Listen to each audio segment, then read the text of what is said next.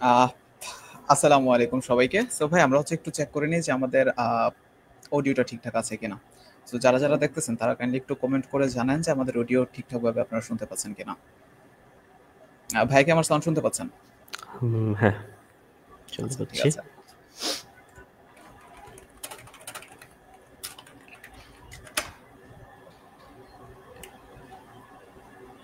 আমাকে একটু কনফার্ম করেন যে আমাদের অডিও ঠিকঠাক ভাবে পাচ্ছেন কিনা। ওকে, গ্রেট। সো আমরা আমাদের অডিও ঠিকঠাক ভাবে পাচ্ছে তারা। সো আমরা আমাদের প্রোগ্রামটা শুরু করে দিই। সো আসসালামু আলাইকুম সবাইকে। Dhaka international university department of CSC এর সবচেয়ে বড় ক্লাব ডিআইইউসিপিসি এর আজকের এই অনুষ্ঠানটি যারা যারা দেখছেন দেশ কিংবা দেশের বাহির থেকে সকলকে জানাচ্ছি আমার প্রাণ ঢালার শুভেচ্ছা, স্বাগতম এবং সালাম। আসসালামু আলাইকুম। আজকের এই পুরো প্রোগ্রামটিতে হোস্ট হিসেবে থাকছি আমি সিফাতুল্লাহ হক সজীব, প্রেসিডেন্ট ডিআইইউসিপিসি, এবং আমার সাথে আছে মেহেদী হাসান লিখন ভাইয়া, senior software engineer, Prince station 23। ভাইয়া আসসালামু আলাইকুম। ওয়ালাইকুম আসসালাম। সো ভাই আমরা শুরুতে আজকে আমাদের প্রোগ্রামটা যদি শুরু করতে চাই, প্রথমে যদি আমি আপনাকে অনেক আগে থেকে চিনি, অ্যান্ড আমার ধারণা আজকে যারা যারা মোটামুটি প্রোগ্রামটা দেখছে কিংবা লাইভটা দেখছে তারা আপনাকে চিনে। তাও ফর্মালিটিসের স্বার্থে আমরা আপনি যদি আপনার পরিচয়টা একটু দিতেন আমাদের। আচ্ছা, ধন্যবাদ সিফাতুল্লাহ এবং সেই সাথে ডিআইইউসিভিসি পুরা ফ্যামিলি এবং পুরা টিমটাকে।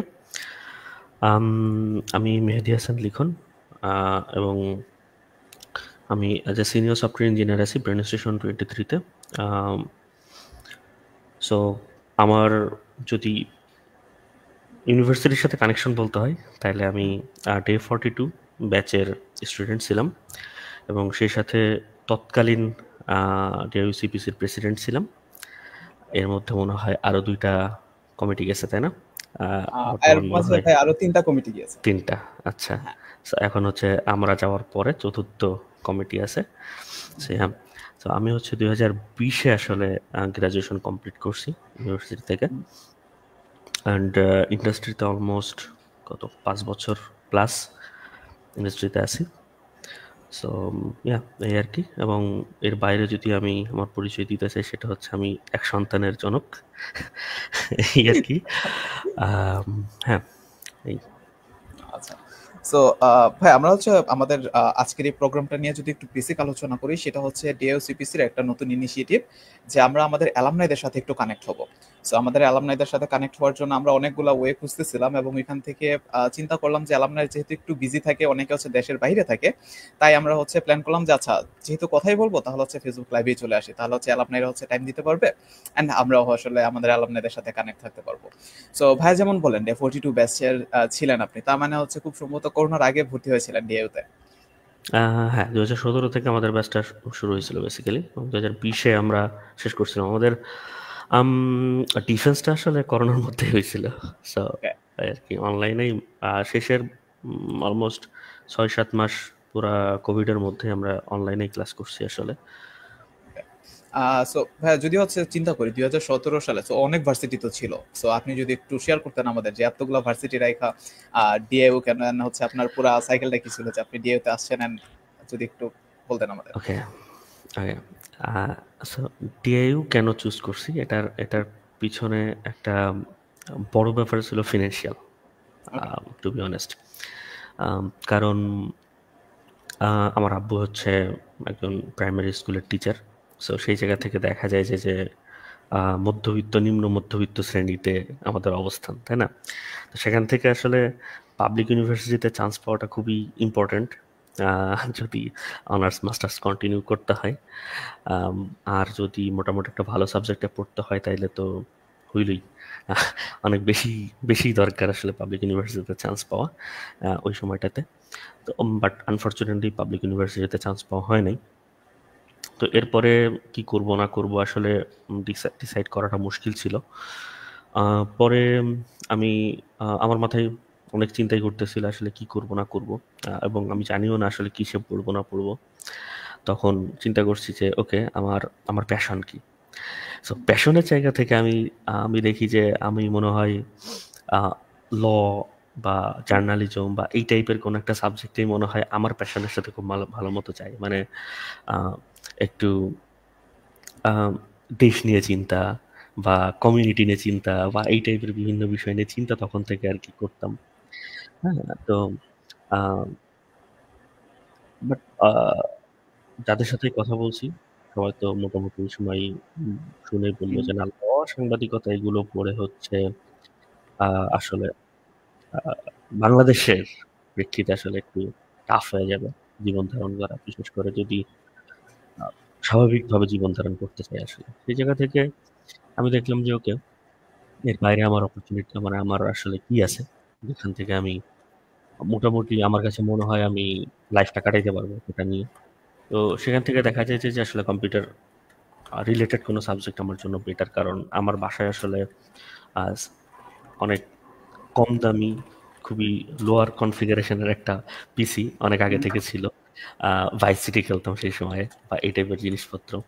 তো এগুলো করার জন্য এই কম্পিউটারগুলো ছিল। তো দেখলাম যে মোটামুটি কম্পিউটারে আমার একটা বেসিক নলেজ আছে, বাট এবং কম্পিউটারের সাথে আমি লেগেও থাকতে পারি। তো দেখা যায় যে কম্পিউটার রিলেটেড কোনো একটা সাবজেক্ট আমার জন্য বেটার, বাট আমি ইলেকট্রিসিটি ভয় পাই। তো সেই জায়গা থেকে ইলেকট্রিক্যাল ইঞ্জিনিয়ারিংয়ে যাওয়া যাবে না, বাট কম্পিউটার সায়েন্সে হয়তো যাওয়া যাইতে পারে।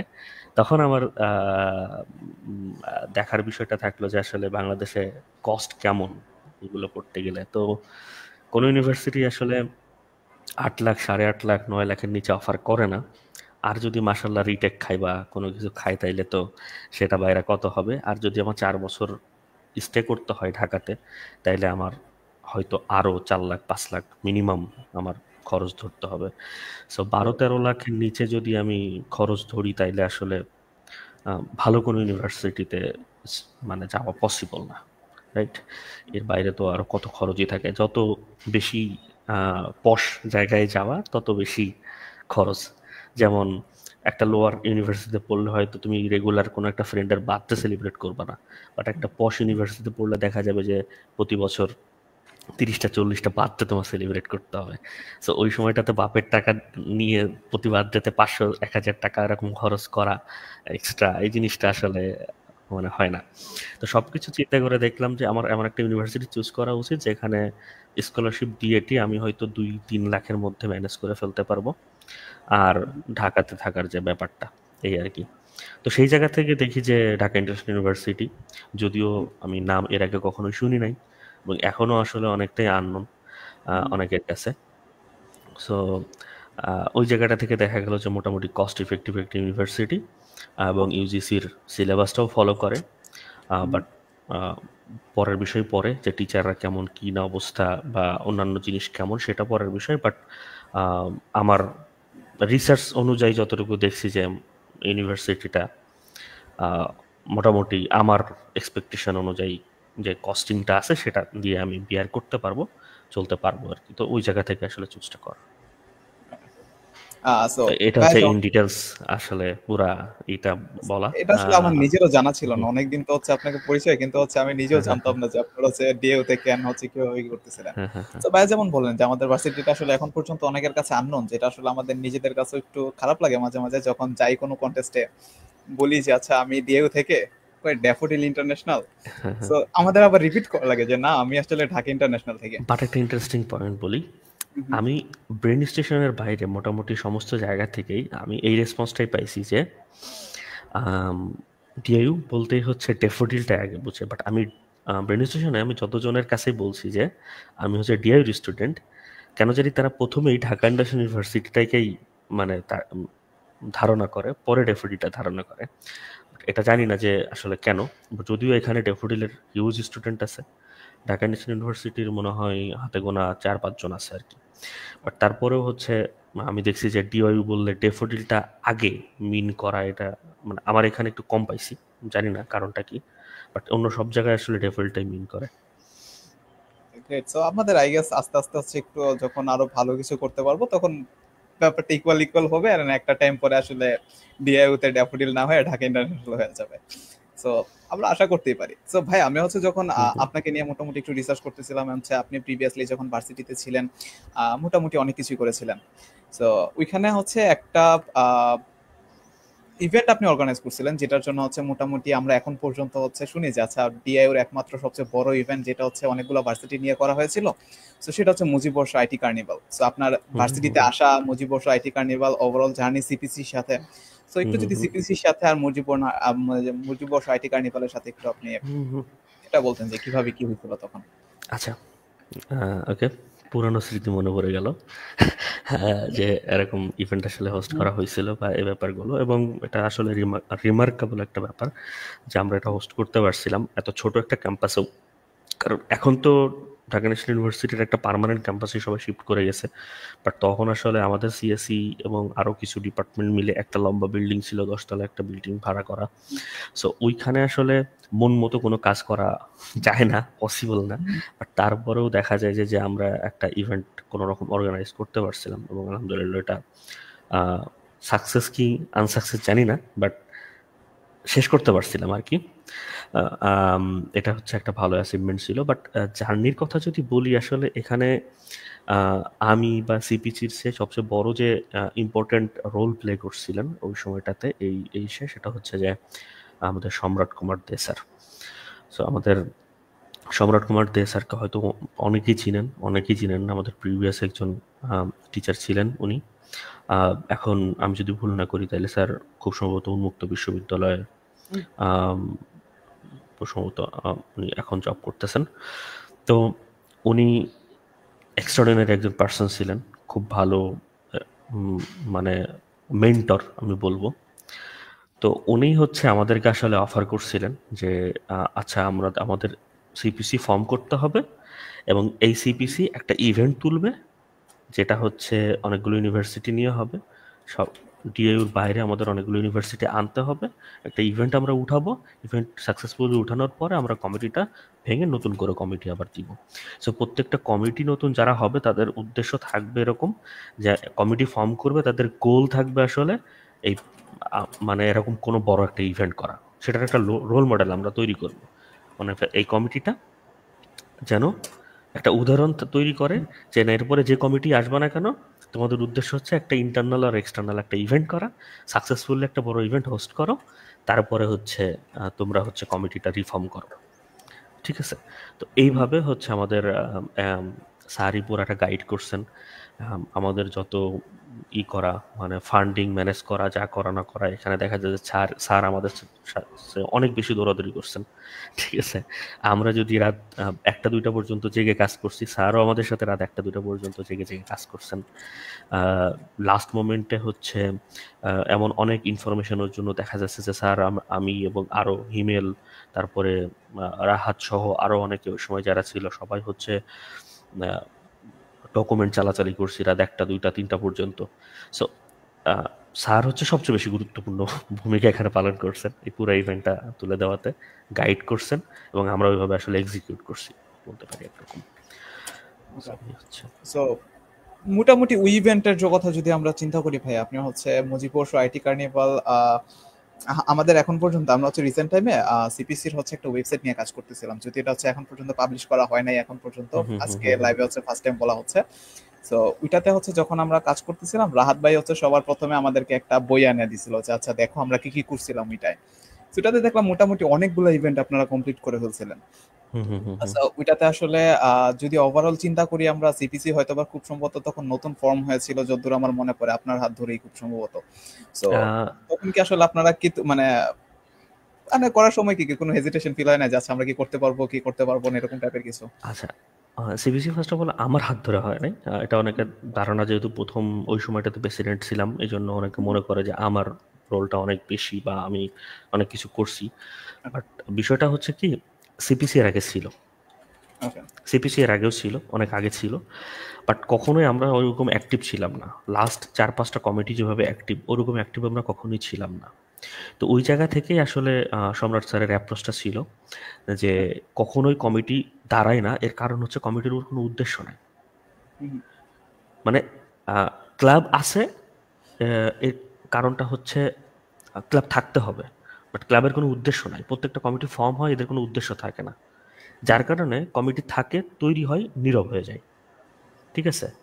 এই যে যে নীরবতা, এই নীরবতাটা ভাঙার একমাত্র উপায় হচ্ছে একটা উদ্দেশ্যকে সামনে নিয়ে চলা।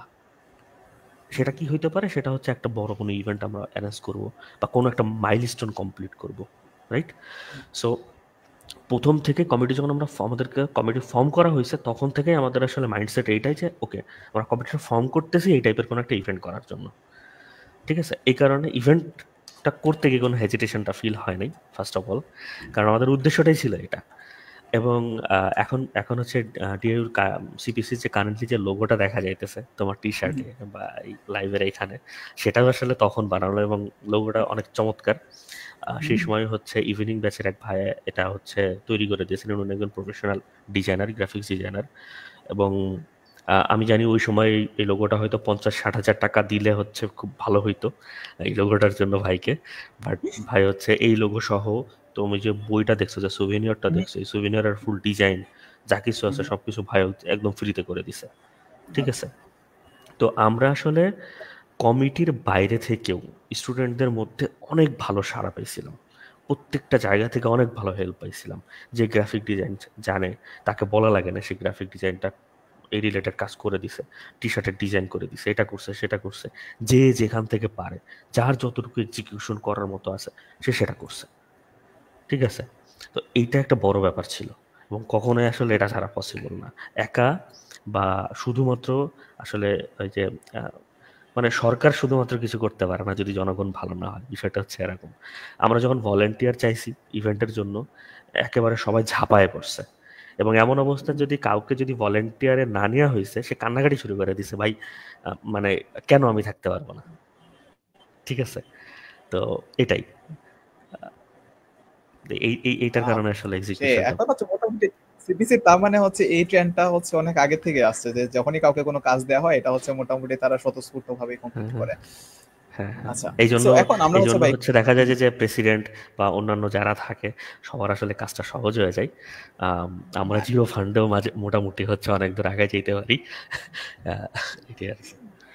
সো হিউজ শাট আউট তো ভাই, বর্তমানে যে কমিটিটা আছে তারা মানে একদম অনেক বেশি পরিমাণে কাজ করতেছে। সো অবভিয়াসলি তাদের জন্য একটা huge shout out, and thank you guys যে এত ভালো কাজ করতেছে ওরা, যার জন্য আমরা এত কিছু করতে পারতেছি। সো ভাই আমরা যদি এখন আজকের লাইভের মেইন পার্ট যেটা ছিল সেটার দিকে শিফট হই। সো আপনি যেমন বলছিলেন যে আচ্ছা আমার হচ্ছে মোটামুটি ইউনিভার্সিটিতে যারা আসে সবারই হচ্ছে একটা কমন প্রবলেম থাকে যে আচ্ছা আমাদের খুব সম্ভবত মানি রিলেটেড কোনো একটা ইস্যুস আছে। সো অবভিয়াসলি আপনি যেহেতু আপনার ফুল স্টোরিটা বললেন, সো কোন সেমিস্টার থেকে আসলে আপনি আস্তে আস্তে চিন্তা করলেন যে না এখন একটু কেরিয়ারের দিকে শিফট হওয়া উচিত, কিংবা এখন আস্তে আস্তে আমার শিফট হওয়া লাগবে?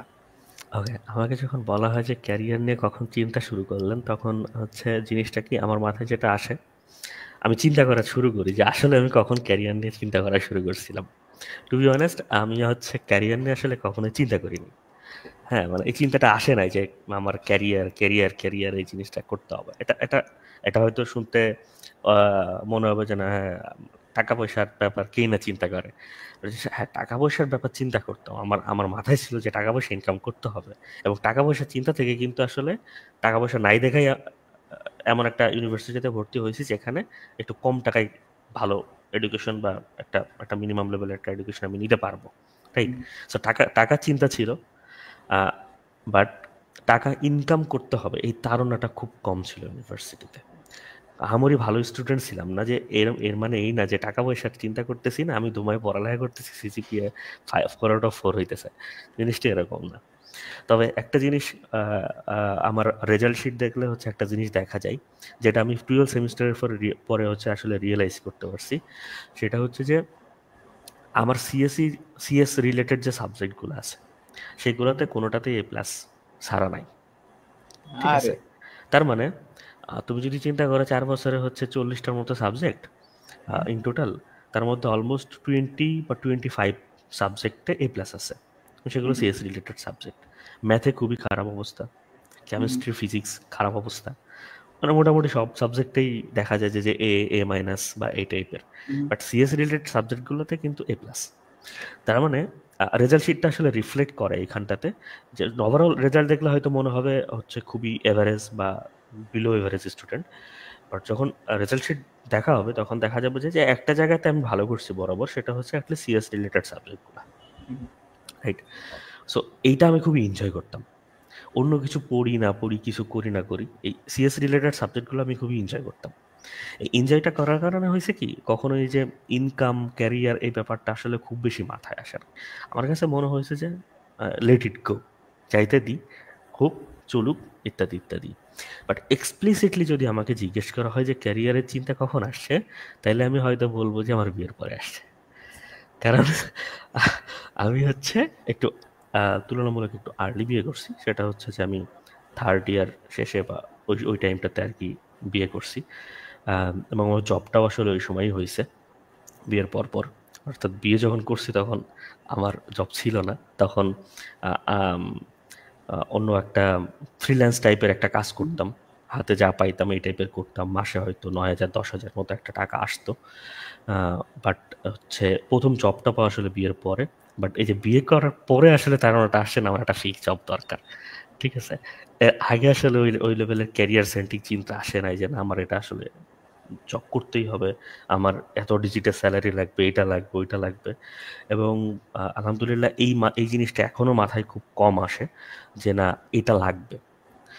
একটা জিনিস আমি বিলিভ করি, টু বি অনেস্ট, যেটা বললাম যে আমার প্রথমে হচ্ছে কোনো জব ছিল না, বাট সামহাও বিয়ে হয়েছে। বিয়ে করার পরে হচ্ছে জব হয়েছে, এবং আমি রিয়েলাইজ করছি জবে আমি ততটুকুই টাকা পাইতাম যেটা হচ্ছে আমাদের দুইজনের জন্য সাফিসিয়েন্ট। এরপরে আমাদের যখন মানে ফুটফুটে একটা বাবু আসলো, তখনও আমরা কিন্তু হচ্ছে মোটামুটি মানে কম স্যালারি, আমার খুব ভালো স্যালারি না। বাট বাবুর নিউজটা যখন শুনলাম, এরপরে আলহামদুলিল্লাহ হচ্ছে ব্রেনের জন্য জব হইলো। তো দেখলাম যে আমাদের যে অ্যামাউন্টটা আসতো সেটা মোটামুটি ডাবল বা তার চেয়ে বেশি ইনক্রিজ হয়েছে, অনেক বেশি ইনক্রিজ হয়েছে। তো আমি মনে করি যে এটা আসলে রিজিক। এটা আমি মানে একদমই বিলিভ করি। এর আগে শুনতাম, সবসময় শুনছি যে প্রত্যেকটা মানুষ তার রিজিক নিয়ে আসে। হ্যাঁ, এবং এইটা হচ্ছে আমার চোখের সামনে দেখা যে আসলে এটা রিজিক। আমি যখন একা ছিলাম আমার ততটুকুই ছিল যতটুকু আব্বু দিত আমাকে, ঠিক আছে। যখন আমার একটা ফ্যামিলি হয়েছে আমার ততটুকু ইনকাম ছিল যতটুকু আমার আমার ওয়াইফের চলার জন্য দরকার। যখন আমাদের ঘরে আর একজন আসলো আমি ততটুকু ইনকাম করছি যতটুকু আমাদের তিনজনের চলার জন্য খুব ভালো, ঠিক আছে, আমাদের তিনজন খুব স্বাচ্ছন্দ্যে চলতে পারি। সো এটা এমন না যে আমি ক্যারিয়ারের চিন্তা করলে কিছু একটা হয়ে যাবে। আমার কাছে এটা মানে সবসময় আমি এটা বিশ্বাস করি, আমি ক্যারিয়ারের চিন্তা করলে কিছু একটা হবে এরকম না, আমার চেষ্টা করতে হবে। ওই যে যে চেষ্টাটা ছিল যে না আমার এখন বিয়ে হয়েছে, আমার এখন সংসার চালাইতে হবে, আমার আমার একটা জব দরকার, আমি ফাইন্ড করছি, জব খুঁজছি। বাট আমি খুঁজেও এমন ধরনের কোনো জব পাই নাই যেখানে আমি 6 ডিজিট স্যালারি পাবো। আমি জব সামহাও অতটুকুই পাইছি যতটুকু আমাদের দুজনের চলার জন্য দরকার। এটা হয়তো আল্লাহর একটা প্ল্যান, এটা হয়তো একটা আহ, মানে যে যেটাই বলো না কেন, লাক রিজিক যেটাই বলো না কেন, বাট আমি সবসময় এটা বিলিভ করি যে প্রত্যেকে তার রিজিক নিয়ে আসে, চেষ্টা করতে হয় সেই রিজিকটা পাওয়ার, তাই না। এখন আল্লাহ যদি হচ্ছে যতটুকু আমাদের দরকার ততটুকু মিলাই দিবে, হয়তো বেশি পাই গেলে তুমি বকে যাবা, হয়তো হয়তো এর চেয়ে কম পাইলে তুমি ফ্রাস্ট্রেশনে ভুগবা, বাট ততটুকুই আল্লাহ দেয় যতটুকু তোমার দরকার, ঠিক আছে। এবং অতটুকুই আশা করা উচিত, ঠিক আছে। আগে থেকে এই যে টাকা চিন্তা, ইসের চিন্তা, সব কিছু চিন্তা না করে একটু মানে স্মুথলি আগাইতে দাও লাইফটাকে, ঠিক আছে। যখন যেটা দরকার সেটা হইতে দাও, আস্তে আস্তে হয়ে যাবে, এই আর কি। আগেই ফ্রাস্ট্রেশনে যাওয়ার দরকার নেই। ইয়েটা ভালো ছিল, মোটামুটি একটা ভালো রিয়েলাইজেশন চলে আসছে। সো ভাই আমি হচ্ছে যদ্দূর মনে পড়ে আর হচ্ছে যদ্দূর ঘাটাঘাটি করে পাইছিলাম, সেটা হচ্ছে আচ্ছা ভাইয়ার কথাগুলা শুনলে মনে অদ্ভুত রকমের সাহস পাই। সেটা অবভিয়াসলি আপনার জন্য একটা আচ্ছা, কমপ্লিমেন্ট, আমাদের জন্য একটা থ্যাংক ইউ। কমপ্লিমেন্ট, অ্যাটলিস্ট কেউ একজন তো সাহস পাইছে। আচ্ছা, সো ভাইয়া যতদূর মনে পড়ে আপনি হচ্ছে একটা প্রথম চাকরি খুব সম্ভবত আপনার বেন স্টেশন 23 না, যতদূর আমি জানি আপনি অন্য কোথাও একটা ছিলেন। সো প্রথম চাকরিটা আসলে আপনি কিভাবে পাইছিলেন, এন্ড প্রথম চাকরিটা পাওয়ার পিছনে গল্পটা যদি একটু আমাদের সাথে শেয়ার করতেন। আচ্ছা, প্রথম জবের কথা যদি বলি, প্রথম জবটা আসলে পাইছিলাম আমাদের ওই সময়ের সিপিসির যে যিনি ভাইস প্রেসিডেন্ট ছিলেন, বাশার অভি, নাম অনেকে হয়তো শুনছেন। হ্যাঁ, বাশার অভি, এখনও হয়তো লিঙ্কডিনে গেলে বা ফেসবুকে গেলে ওনাকে পাওয়া যাবেন, বাট ভাইকে ডিস্টার্ব করার কোনো কিছু নাই, ঠিক আছে। বাশার অভি ভাই, উনি হচ্ছে আমাদেরও আগে অনেক অনেক আগে ইন্ডাস্ট্রিতে ঢুকছেন, মানে আমি মোটামুটি থার্ড ইয়ারের শেষের দিকে কি ইন্ডাস্ট্রিতে ঢুকছি। আর বাসার ভাই দেখা গেল যে হয়তো সেকেন্ড ইয়ারের শেষের দিকে বা থার্ড ইয়ারের শুরুর দিকে হয়তো ইন্ডাস্ট্রিতে ঢুকছেন, আমি আসলে এক্স্যাক্টলি মনে করতে পারতেছি না, বাট ওই সময়টাতে ঢুকছেন। অর্থাৎ ভাইয়ের মানে আমার জানা শোনা সিপিসি মধ্যে বা মোটামুটি আমার পরিচিত গণ্ডির মধ্যে বাসার রবি ভাই ছিলেন হচ্ছে ইন্টার্ন কমপ্লিট করছেন, পার্মানেন্ট জব করতেছেন এমন কেউ।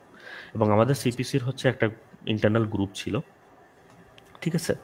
তো ওই গ্রুপে আমি হচ্ছে একটা পোস্ট করছিলাম যে আমার আসলে এখন মনে হয় জব করা দরকার, তো কারোর কাছে যদি কোনো ধরনের রেফারেন্স থাকে বা কোনো কিছু যদি থাকে, কোনো জব অপরচুনিটি যদি থাকে, তাহলে যেন শেয়ার করে। তো বাসার রবি ভাই উনি হচ্ছে আমাকে একটা লিঙ্ক দিছিলেন যে ওইখানে কন্ট্যাক্ট করলে হয়তো একটা অপরচুনিটি পাওয়া যাইতে পারে।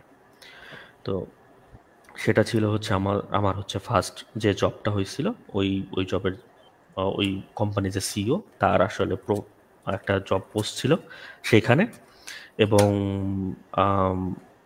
সেখানে জাস্ট বলা ছিল যে একটা মেইল করতে, একটা সিভি দিতে, এবং আসলে তার স্পেসিফিক ওই টাইপের কোনো লোক দরকার নেই যে না আমার ফ্রন্ট এন্ড জানতে হবে, আমার ব্যাক এন্ড জানতে হবে, এই টাইপের। তার আসলে প্রয়োজন ছিল একজন সফটওয়্যার ইঞ্জিনিয়ার যে যে আসলে ইন্টার্ন করতে চাই, খুব বেশি কিছু জানা লাগবে না, বাট সফটওয়্যার ইঞ্জিনিয়ারিং নলেজটা মোটামুটি একটু বেসিক নলেজ থাকলেই হবে, ঠিক আছে? তো আমি ওইটা দেখে আমি খুব সুন্দর মতো একটা মেইল লিখি। তখন তো চ্যাট জিপিটি ছিল না, সো নিজের মধ্যে ভাঙা ভাঙা ইংলিশ, যে ইংলিশ আছে সেই ইংলিশ স্কিল দিয়েই মোটামুটি একটা মেইল লিখি, প্রপারলি বডিটা লিখি, প্রপারলি সাবজেক্টটা লিখি, এবং আমি হচ্ছে সিভিটা অ্যাটাচ করে দিয়ে দিই। দেওয়ার পরে আমি খুব দ্রুতই একটা রিপ্লাই পাই যে না আমাকে হচ্ছে ফিজিক্যালি ইন্টারভিউয়ের জন্য ডাকতেছে, ঠিক আছে? তো ফিজিক্যাল ইন্টারভিউ বলতে এটা অনলাইনেই হবে ইন্টারভিউর জন্য। তো ওইখানে আমাকে একটা টাস্ক দেওয়া হয়, ফ্রন্ট এন্ডে একটা ল্যান্ডিং পেজ আমাকে ডিজাইন করে দিতে হবে, 1 সপ্তাহ সময় দেয়। এবং আমি খুবই ভালো মতো, এবং ওই যে বললাম যে তখন তো বিয়ে হয়ে গেছে, সো একটা সাজানো গোছানো একটা সংসার আছে। এবং ওখানে টেবিলে বসে আমি আমার ওয়াইফকে বললাম যে এটা হয়তো একটা অপরচুনিটি আমার জন্য, তো আমি দেখি একটু হার্ড অ্যান্ড সোল দিয়ে একটু ট্রাই করি যে কী অবস্থা। তো আমি 2 দিন বা 3 দিনের মধ্যে মনে হয় পুরোটা কমপ্লিট করছি, করে আমি সেন্ড করে দিছি। এবং আমার কোড এবং সব কিছু দেখার পরে দেখে যে মোটামুটি ছোটোখাটো একটা ফ্রেমওয়ার্কের মতো বানাই ফেলছি আমি। মানে জাভাস্ক্রিপ্টে হয় না যে আমরা একরকম কোড লিখি নর্মালি, গেট কোয়েরি বা আইডি টাইডি দিয়ে একরকম করে কোড লিখি, বাট ওই জায়গা থেকে বের হয়ে আমি হয়তো একটা নিজের মতো একটা ফ্রেমওয়ার্ক দাঁড় করাইছি ফ্রন্ট এন্ডে, সেটাকে মানে আমি তখনও রিয়াক্ট, অ্যাঙ্গুলার এসব কিছুই জানি না। আমার নলেজ বা বেসিক জাভাস্ক্রিপ্ট, এইচটিএমএল, সিএসএস, এবং আমি কম্পিটিটিভ প্রোগ্রামিং করতাম, যার কারণে কিছু সি প্লাস প্লাস এবং কিছু জাভা, কিছু পাইথনের নলেজ আছে। হ্যাঁ, তো ওই জায়গাটা থেকে আমি 2-3 দিনের মধ্যে সাবমিট করি এবং আলহামদুলিল্লাহ আমার ডাক পড়ে এবং জবটা হয়ে যায়। সো এখান থেকে একটা শিক্ষা হচ্ছে যে নেটওয়ার্কিংয়ের যে বিষয়টা, যে সিপিসির যে ব্যাপারটা, আমি হয়তো সিপিসিতে না আসলে কখনোই এই ব্যাপারটা হইতো না।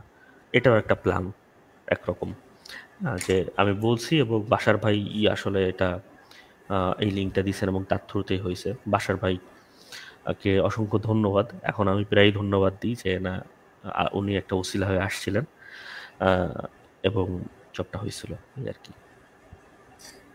ভাই যেমন একটা কথা বললেন যে সিপিসিতে না আসলে আসলে এটা হইতো না। সো আমি যদি আমারটা বলি যে আমি মোটামুটি এখন যেখানে আছি করবেন কয়টিতে, সো এটা আসলে রিয়ন ভাইয়ের জন্য। সো আমি যেখানেই যাই ওখানে বলি যে রিয়ন ভাই রেফার করছে, এর জন্য হচ্ছে আমি জবটা আলটিমেটলি পাইছি। বাট এটা পাইছি আসলে আমি সিপিসির সাথে কানেক্টেড ছিলাম, তাই ওনার সাথে কানেক্টেড, অ্যান্ড একটা উসিলাতে হচ্ছে সামহাও পেয়ে গেছি। বাট বর্তমানে আমরা হচ্ছে সিপিসি থেকে খুব সম্ভবত আপনি দেখেছেন যে ইন্টার্নের জন্য একটা ব্যবস্থা করতেছি। জাস্ট যদি কেউ স্কিল নিয়ে আসে যে আমার কাছে স্কিল আছে, আমরা অটোমেটিকলি রেফার করলে দিলে মোটামুটি হচ্ছে উনি ভাইয়ের সাথে কথা হয়েছে যে উনি হচ্ছে হায়ার করে ফেলবে, যেহেতু উনিও সেম ভার্সিটি। বাট আসলে ওরা হচ্ছে কানেকশনের জন্য এদার হচ্ছে ওরা নিজেরা হচ্ছে খুব শাই ফিল করে, অথবা হচ্ছে ওরা এতটা পরিমাণে দূরে থাকতে চায় যে ওরা সিপিসির সাথে সামো কানেক্টেড থাকতে চায় না, যে আচ্ছা থাক আমি একটু দূরে থাকি, বা হচ্ছে ওরা ভয় পায় যে না সিবিসিতে গেলে কি না কি মনে হয় হবে। সো ওদের জন্য যদি হচ্ছে ছোট করে কিছু একটা বলতেন যে না আসলে উচিত আমাদের যে নেটওয়ার্ক বাড়ানোর জন্য হইলেও হচ্ছে ক্লাবিং এ জয়েন করা উচিত।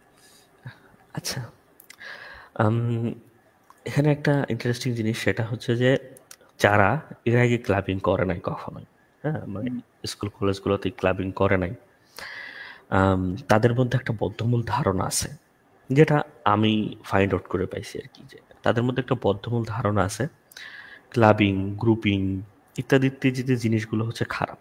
অনেকটা মানে বাই ডিফল্ট অনেকের মাথায় সেট হয়েছে না যে কার্ড খেলা খারাপ, তাই না?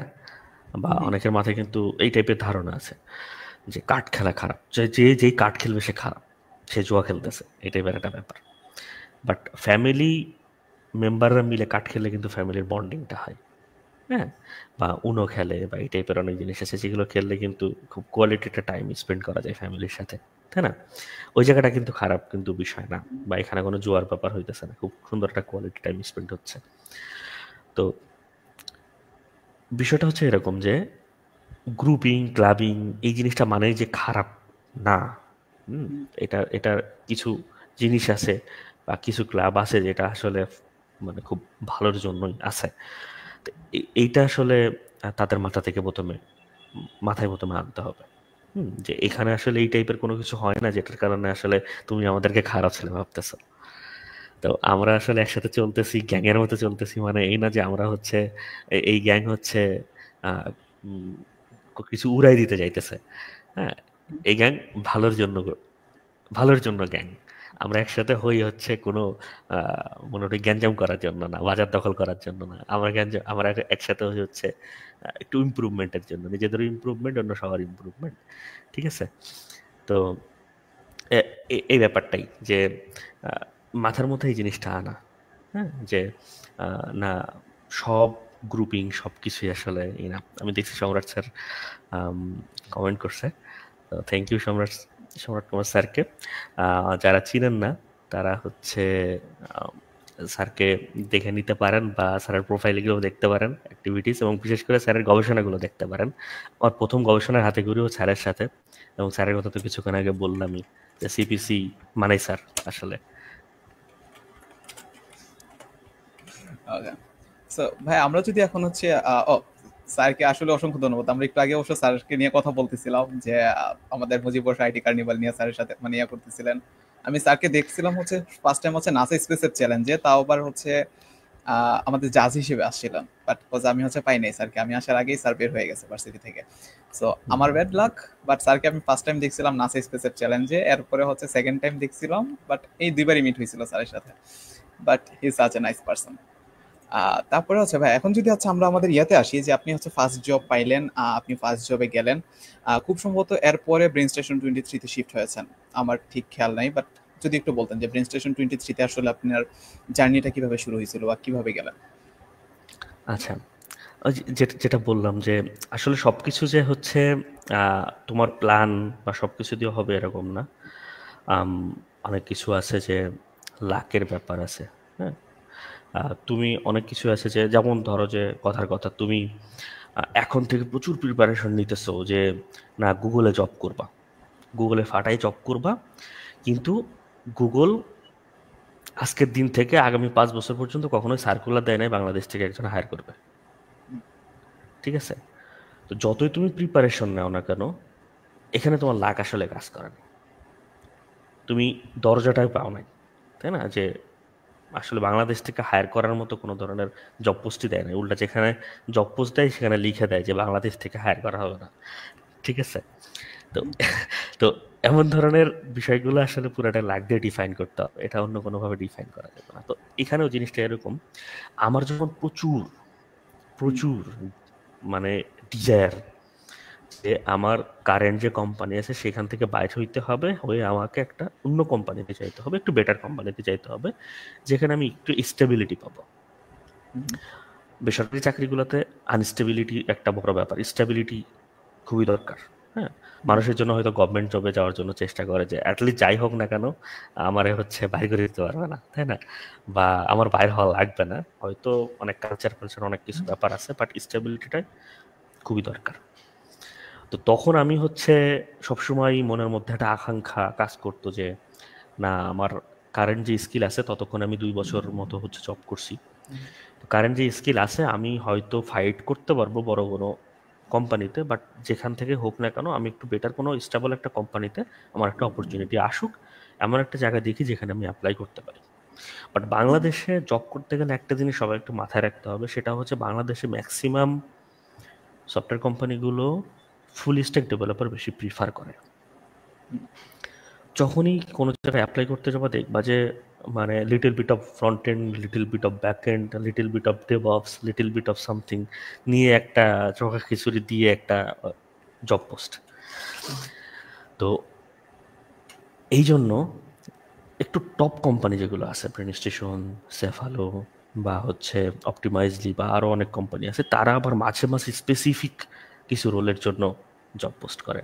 শুধুই ফ্রন্ট এন্ড দরকার, শুধুই ব্যাক এন্ড দরকার, শুধুই মোবাইল ডেভেলপার দরকার, শুধুই ডেভঅপস দরকার। তো ফর্চুনেটলি আমি হচ্ছে ব্রেন স্টেশন 23 থেকে এই টাইপের একটা জব সার্কুলার দেখি লিঙ্কডিনে যে অ্যাঙ্গুলার ডেভেলপার দরকার। এবং আমি যেটা বললাম, যখন আমি ইন্ডাস্ট্রিতে ঢুকছি তখন আমি কিছু জানতাম না, শুধু জাভাস্ক্রিপ্ট জানি, HTML কিছুটা জানি, আর যতটুকু নলেজ আছে আসলে কম্পিটিটিভ প্রোগ্রামিংয়ের, মানে প্রবলেমটা সলভ করতে পারি। এদের যে কোনো ল্যাঙ্গুয়েজ দিলে হয়, আসলে ল্যাঙ্গুয়েজ ডাজেন্ট ম্যাটার। আমি পাইথনেও পারি, আমি C++এও পারি, জাভাতেও পারি, যেটাতেই দেয় সেটাতেই পারি, ইট ডাজেন্ট ম্যাটার, কারণ ওই যে বেসিকটা আসলে জানা আছে। তো এরপরে আমার ওই ফার্স্ট যে জবটা, তো ওইখানে তো অ্যাঙ্গুলার শেখা হয়েছে। তো 2 বছর আমি অ্যাঙ্গুলারের সাথে কাটাইছি, এবং ফর্চুনেটলি আমি দেখি ব্রেন স্টেশন অ্যাঙ্গুলার ডেভেলপার নিবে, ভ্যাকান্সি 3টা। তো দেখি কি করা যায়, অ্যাপ্লাই করলাম। কারেন্ট যে সিভি আছে, আমি সবসময় সিভি আপডেটেড রাখতাম, কারণ অপরচুনিটি কখন আসে বলা যায় না, তাই না? তো সিভি সবসময় আপডেটেড রাখতাম, এবং আমি দিয়ে অ্যাপ্লাই করলাম দ্রুত সময়ের মধ্যে। এবং পরের দিন আমি দেখি যে আমাকে অনলাইনে একটা স্কিলের জন্য মানে পরীক্ষা টরীক্ষা দিতে হবে। হ্যাঁ, MCQ টাইপের কিছু কোশ্চেন থাকবে, কিছু হচ্ছে কোড কম্পাইলেশন টাইপের কিছু থাকবে, যে কোডের হয়তো ফার্স্ট দেওয়া আছে, শেষ দেওয়া আছে, মাঝখানে কিছু একটা লজিক আমাকে বসাইতে হবে। ঠিক আছে, সাবমিট করলে যদি সব ঠিকঠাক মতো মিলে যায় তাহলে রিটার্ন। তো এরকম 10টা কি 15টা জানি কোশ্চেন অনলাইনে এমন আমার প্রথম ধাপে আমার থেকে নেওয়া হইলো। এবং আলহামদুলিল্লাহ আমি ওখানে খুব সম্ভবত পুরাটাই কমপ্লিট করতে পারছি, মানে কোনো কোনো কোশ্চেনই মনে হয় আমার বা হয় নাই, মানে রং হয় নাই, পুরাটাই সঠিক হয়েছে। এবং কারণ যে বললাম যে অ্যাঙ্গুলারে আমার তখন একটা স্ট্রেংথ আসছে আর কি। এরপরে মোটামুটি ব্রেন স্টেশনে যে কোনো রোলের জন্য এই ধাপটা অতিক্রম করতে হয়, সেটা হচ্ছে প্রবলেম সলভিং। সেটা একটু লোয়ার মিডিয়াম হইতে পারে, মিডিয়াম হইতে পারে, বা একটু হার্ড চ্যালেঞ্জ হইতে পারে, বাট এই স্টেজটা আসলে মোটামুটি সবারই পার করা লাগে, প্রবলেম সলভিংটা। সো ওইখানেও দেখা গেল যে 5টার মধ্যে খুব সুন্দর 3টা প্রবলেম আমি সলভ করতে পারছিলাম। ওই সময়টাতে রাহাত আমার সাথে থাকতো, ঠিক আছে? তো রাহাত তখন দেখছে যে আমি একটা হার্ড প্রবলেম সলিউশন করতে গিয়ে খুবই হচ্ছে মানে পারতেছিলামই না, তখন আমার মাথা কাজ করতেছিল না যে কি করব। বাট সামহাউ ওইটা কোনো ম্যাটার করে নাই, কারণ ব্রেন স্টেশন আসলে এক্সপেক্ট করে না যে 5টার মধ্যে 5টাই তোমার সলভ করতে হবে। কারণ আনফর্চুনেটলি, আমার জন্য ফর্চুনেট ছিল তখন, আনফর্চুনেটলি ম্যাক্সিমাম স্টুডেন্টই বা ম্যাক্সিমাম অ্যাপ্লিক্যান্টই একটাও সলভ করতে পারে না, ঠিক আছে? খুব কম একটা পারে, 2টা যারা পারে তারা দেখা যায় যে এই স্যার তাদেরকে ডেকে ফেলে। 3টা পারলে দেখা যায় যে মোটামুটি এই স্যার থেকে ডাক পাবেই পরের স্টেজের জন্য। এটা পরে জানতে পারছি, মানে পরে যে পরীক্ষাগুলো হয়েছে বা আমি নিজে এখন ভাইবানি জানতে পারছি, আসলে বুঝতে পারছি যে এটা আসলে রিয়েলিটি, এটাই ইন্ডাস্ট্রির রিয়েলিটি, ঠিক আছে? যে যতই আমরা স্টুডেন্ট লাইফে প্রবলেম সলভিং করে আসতেছি, যেটা করে আসতেছি না কেন, বাট সামহাউ এক্সিকিউশনটা হইতেছে না, সামহাউ ইন্টারভিউগুলোতে এসে এক্সিকিউশনটা হইতেছে না, এখানে এসে প্রবলেম সলভ করতে পারতেছে না, বা কিছু না কিছু একটা গড়বড় হয়ে যাচ্ছে। তো এই ধাপটা অনেকে অতিক্রম করতে পারে, এবং আমি নিজে জানি আমাদের ভার্সিটির অনেকেই, এমনকি আমার পরিচিত আরও অনেকেই আছে যারা অনেক ভালো প্রোগ্রামার। আমার দেখা মতে মানে আমার চেয়ে তো হাজার গুণ ভালো প্রোগ্রামার, বাট সামহাও এই ধাপটাতে এসে তারা নিজেদেরকে প্রুভ করতে পারে না। যদিও তারা অনেক ভালো প্রোগ্রামার, বাট আমার কিন্তু বলার কোনো স্কোপ নাই এই স্যারকে বা কাউকে যে না অনেক ভালো প্রোগ্রামার, আমি আমি কথা দিতেছি, ঠিক আছে, নিয়ে নাও, এই টাইপের কিন্তু কথা বলার কোনো স্কোপ নাই। আমি হয়তো এই স্যারকে বড় জোর একটা সিভি ফরওয়ার্ড করে দিতে পারি যে ভাই এটা একজন ওই রোলের জন্য এ পারফেক্ট আছে। তো তখন দেখা যায় যে যে বাকি সব ধাপগুলো কিন্তু অতিক্রম করে আসা লাগে, বাট এই ধাপটাতে এসে ম্যাক্সিমাম দেখা যাচ্ছে যে এক্সিকিউট করতে পারতেছে না। তো ওই ধাপটা আলহামদুলিল্লাহ অতিক্রম করতে পারছিলাম ইজিলি সামহাউ, এবং এরপরের ধাপগুলো আসলে ইজিয়ার। তো এটা হচ্ছে সো বিষয়। ভাই একটা কোশ্চেন আসছে এই রিলেটেড, যেহেতু পরে করলে আসলে আমরা কন্টেক্সট হারাই ফেলবো। So for problem solving is DSE suggested. So exactly, ওই যে যেটা বললাম যে ডাটা স্ট্রাকচার অ্যালগোরিদমের যে বিষয়টা, এটা কখন মানে খুব ভালোভাবে প্যারা দিবে যে কিছু প্রবলেম আছে, তখন দেখা যাবে যে আমার সব ঠিক আছে, টেস্ট কেস সব পাস করে, বাট সামহাও এটা হচ্ছে টাইম লিমিট এখানটা থেকে বাড়ি খাইতেছে, বা মেমোরি লিমিটটাতে গিয়ে বাড়ি খাইতেছে। এর কারণটা হচ্ছে আসলে অ্যালগোরিদমটা প্রপারলি না বোঝা, ডাটা স্ট্রাকচারটা প্রপারলি না হওয়া। সো তখন এই জিনিসটা খুবই পেইনফুল যে তুমি আসলে আম, মানে এক্সিকিউশন করতে পারতেছো বাট অপটিমাইজ করতে পারতেছো না। তো এটা হচ্ছে রেয়ার কেস, যে মানে লাগবেই, এই জিনিসটা আসলে মানে বলা মুশকিল, অ্যাটলিস্ট মোটামুটি এই টাইপের ইন্টারভিউগুলোতে। বাট থাকাটা খুবই প্লাস পয়েন্ট যখন ক্যান্ডিডেট সবাই ভালো থাকে। যেমন আমি যদি বলি স্টার কোডার বা এই টাইপের যে প্রোগ্রামগুলো হয় পেন স্টেশনের, এখানে কিন্তু যারা কম্পিট করতে সবাই সবাই হচ্ছে সেম লেভেলে।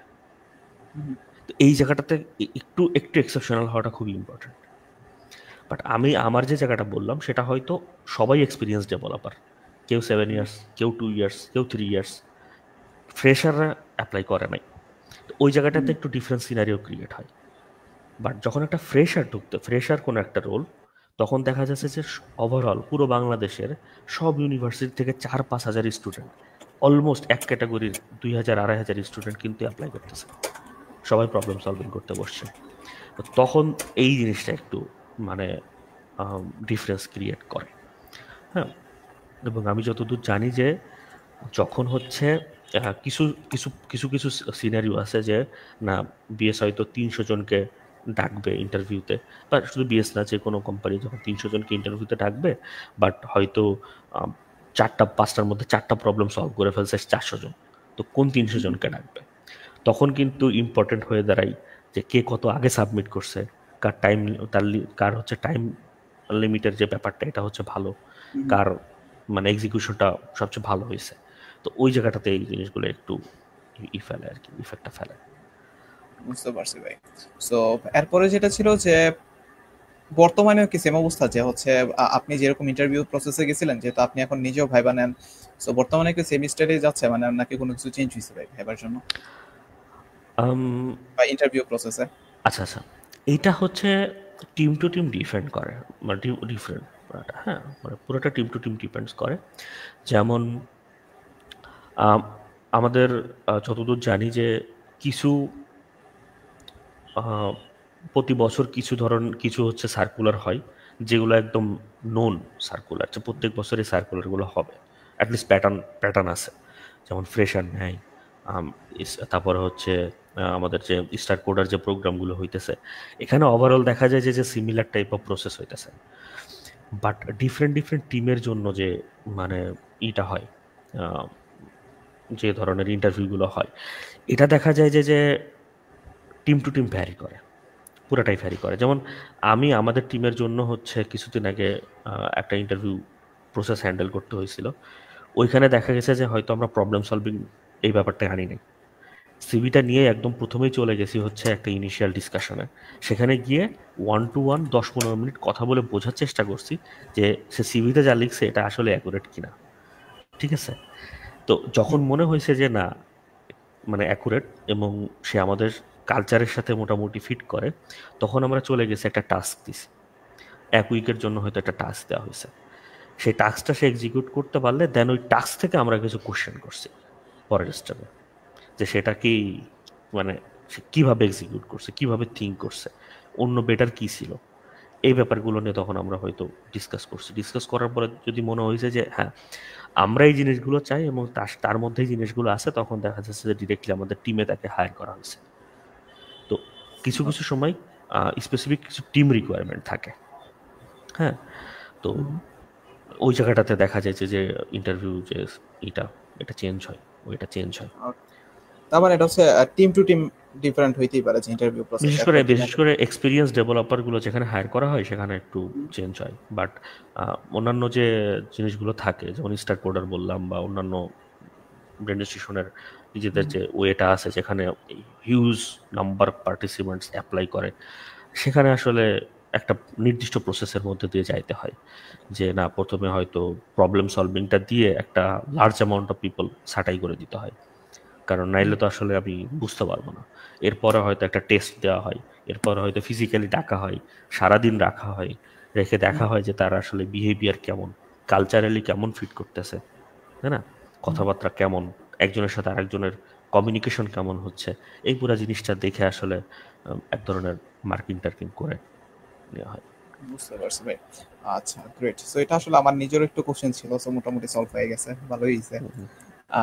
এখন মোটামুটি আচ্ছা যারা যারা লাইভটা দেখতেছে তাদের উদ্দেশ্যে বলি যে আমরা হচ্ছে এখন আপনাদের যদি কোনো কোশ্চেন থাকে আপনারা হচ্ছে কমেন্ট সেকশনে হচ্ছে কোশ্চেন করতে পারেন, আমরা একটু পরে হচ্ছে আপনাদের এই কোশ্চেনগুলোকে পিক করার ট্রাই করব।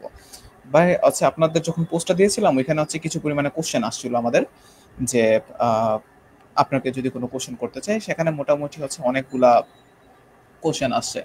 এর মাঝে একটা কোশ্চেন ছিল অনেকটা এরকম যে ভাই ডিভাইস কি একটা ইস্যু, মনে করেন আমার কাছে একটা ল্যাপটপ আছে বা একটা কম্পিউটার আছে যেটা আসলে খুব হাই স্পেসিফিকেশনের না, কিন্তু সে আসলে শুরু করতে চায়, কিন্তু হচ্ছে মানে হয় না যে আচ্ছা আমার তো ডিভাইস এত পাওয়ারফুল না, আমার কি বারবার করা উচিত কিংবা করা উচিত কিনা। সো আমার কোশ্চেনটা হচ্ছে, ওর কোশ্চেনটা ছিল অনেকটা এরকম যে কোনো কিছু শুরু করার জন্য কি প্রথমে খুব ভালো একটা সেটআপের প্রয়োজন আছে, নাকি ইনিশিয়াল যা যা আছে ওইটা দিয়ে শুরু করলেও মোটামুটি করা যাবে?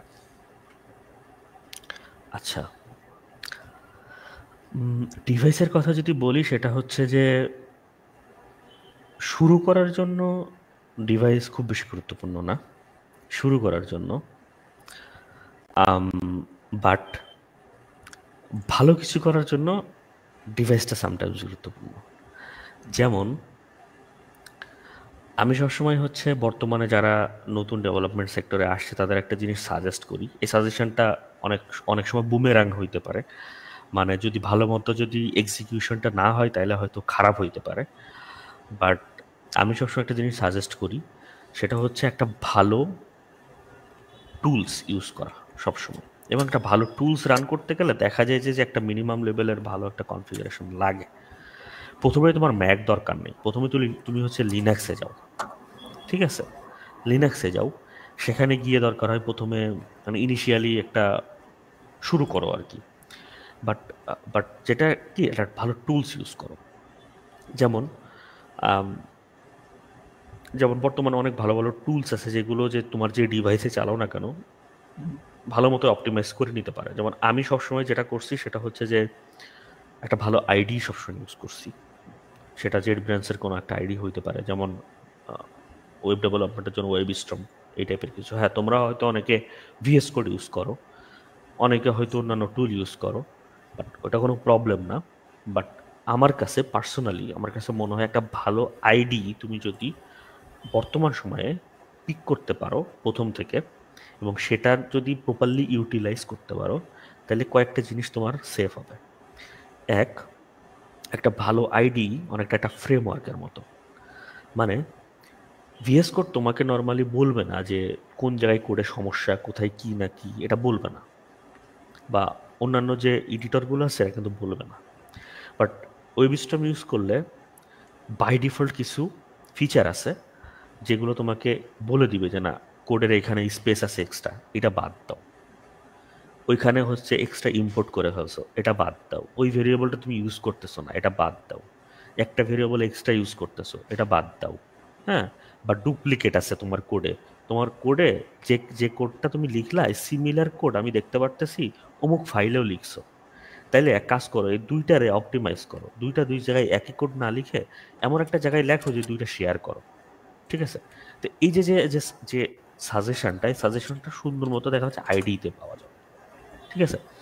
এখন আইডিতে পাইলে কি হবে, তুমি ব্লাইন্ডলি ওটা ফলো করবা না, তুমি বোঝার চেষ্টা করবা যে আইডি আমাকে যেটা বলছে এটা তো ভালোর জন্য বলছে, কারণ আইডির মধ্যে এটা ইন্টিগ্রেটেড, এই সিস্টেমটা এটা রেকমেন্ডেড, তাই না? এখন আসলে এটা ভালো কিনা, মানে আমার জন্য ভালো কিছু বই আনবে কিনা, যেমন কোড ডুপ্লিকেশন হয়েছে আমাকে কমাইতে বলছে, ওকে, তাহলে এখানটাতে আমার কোড ডুপ্লিকেশনটা রিমুভ করা উচিত অবশ্যই। বাট সবসময় কিন্তু কোড ডুপ্লিকেশনটা রিমুভ করা উচিত না, মাঝে মাঝে ডুপ্লিকেট কোড রাখা উচিত।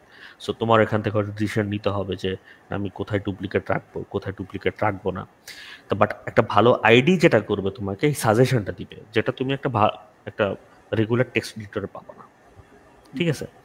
তুমি অ্যান্ড্রয়েড ডেভেলপমেন্ট ভিএস কোড দিয়ে করতে পারবা, বাট তোমার উচিত কিনা? তোমার উচিত না, কারণ এটা টাইম এক্সট্রা যাবে, একটা জাভা কোড বা একটা কটলিন কোড এক্সিকিউট করা একটা সময় সাপেক্ষ ব্যাপার। তো দেখা যাবে ওই জায়গাটাতে যদি একটা ভালো আইডি ইউজ করো, তোমার কিন্তু অনেক সময়টা বেঁচে যাবে। এখন ওই আইডিটা রান করতে গিয়ে যে মিনিমাম যে কনফিগারেশনের যে কম্পিউটারটা দরকার হয়, তুমি অ্যাটলিস্ট সেটা কেনার চেষ্টা করো। প্রথমে হাই এন্ডে যাওয়ার দরকার নেই।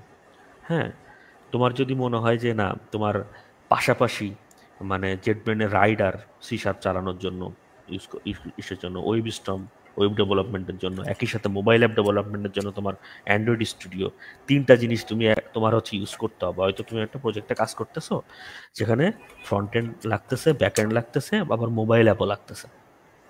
ঠিক আছে? তো এমন জায়গায় তো দেখা যাবে কি অ্যান্ড্রয়েড স্টুডিও ওপেন করা লাগতেছে, আবার হচ্ছে ওয়েবস্ট্রম ওপেন করা লাগতেছে, একটা রাইডার ওপেন করা লাগতেছে, বাট তোমার পিসি তো এটা নিতে পারতেছে না। তো এটার জন্য কি তুমি একটাতে ফোকাস করো। তুমি প্রথমে দেখো যে এপিআইটা ডেভেলপ করো, রাইডারটা ওপেন করো, এপিআইটা ডেভেলপ করো, করা শেষ হয়ে গেলে আপাতত এপিআইয়ের কথা ভুলে যাও, গিয়ে তুমি এখন ফ্রন্ট এন্ডে ওই ওয়েবে একটু ফোকাস করো। এরপরে ওইটাকে কেটে দাও, কেটে দিয়ে তুমি হচ্ছে অ্যান্ড্রয়েড স্টুডিওটা ওপেন করো। তো একসাথে যে তোমার সব কিছু করতে হবে এটাও না। এই জন্য যত অপটিমাল ওয়েতে একটু কম রিসোর্স খরচ করে বেটার টুল ইউজ করা যায় এটা তুমি দেখো।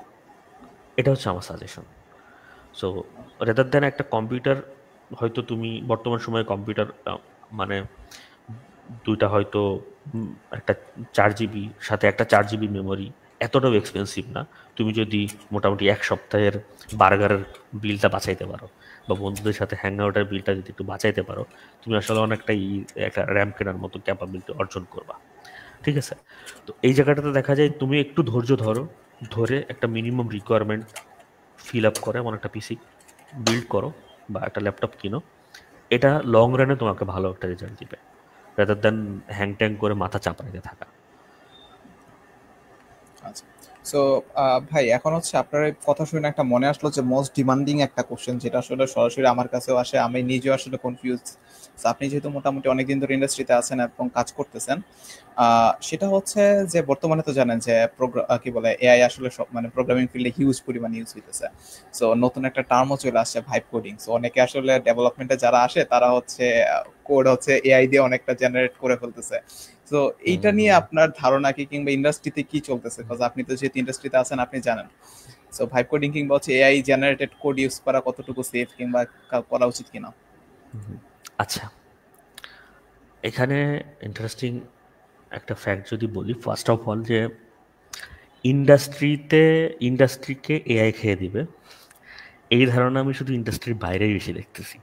ফার্স্ট অফ অল মানে আমি তো ইন্ডাস্ট্রিতে আছি, আমি অ্যাটলিস্ট আমার চোখে এখনো এআই জেনারেটেড কোড যেটা ডিপ্লয়মেন্ট হয়েছে এমন কোনো কিছু পাইনি ফার্স্ট অফ অল। ঠিক আছে?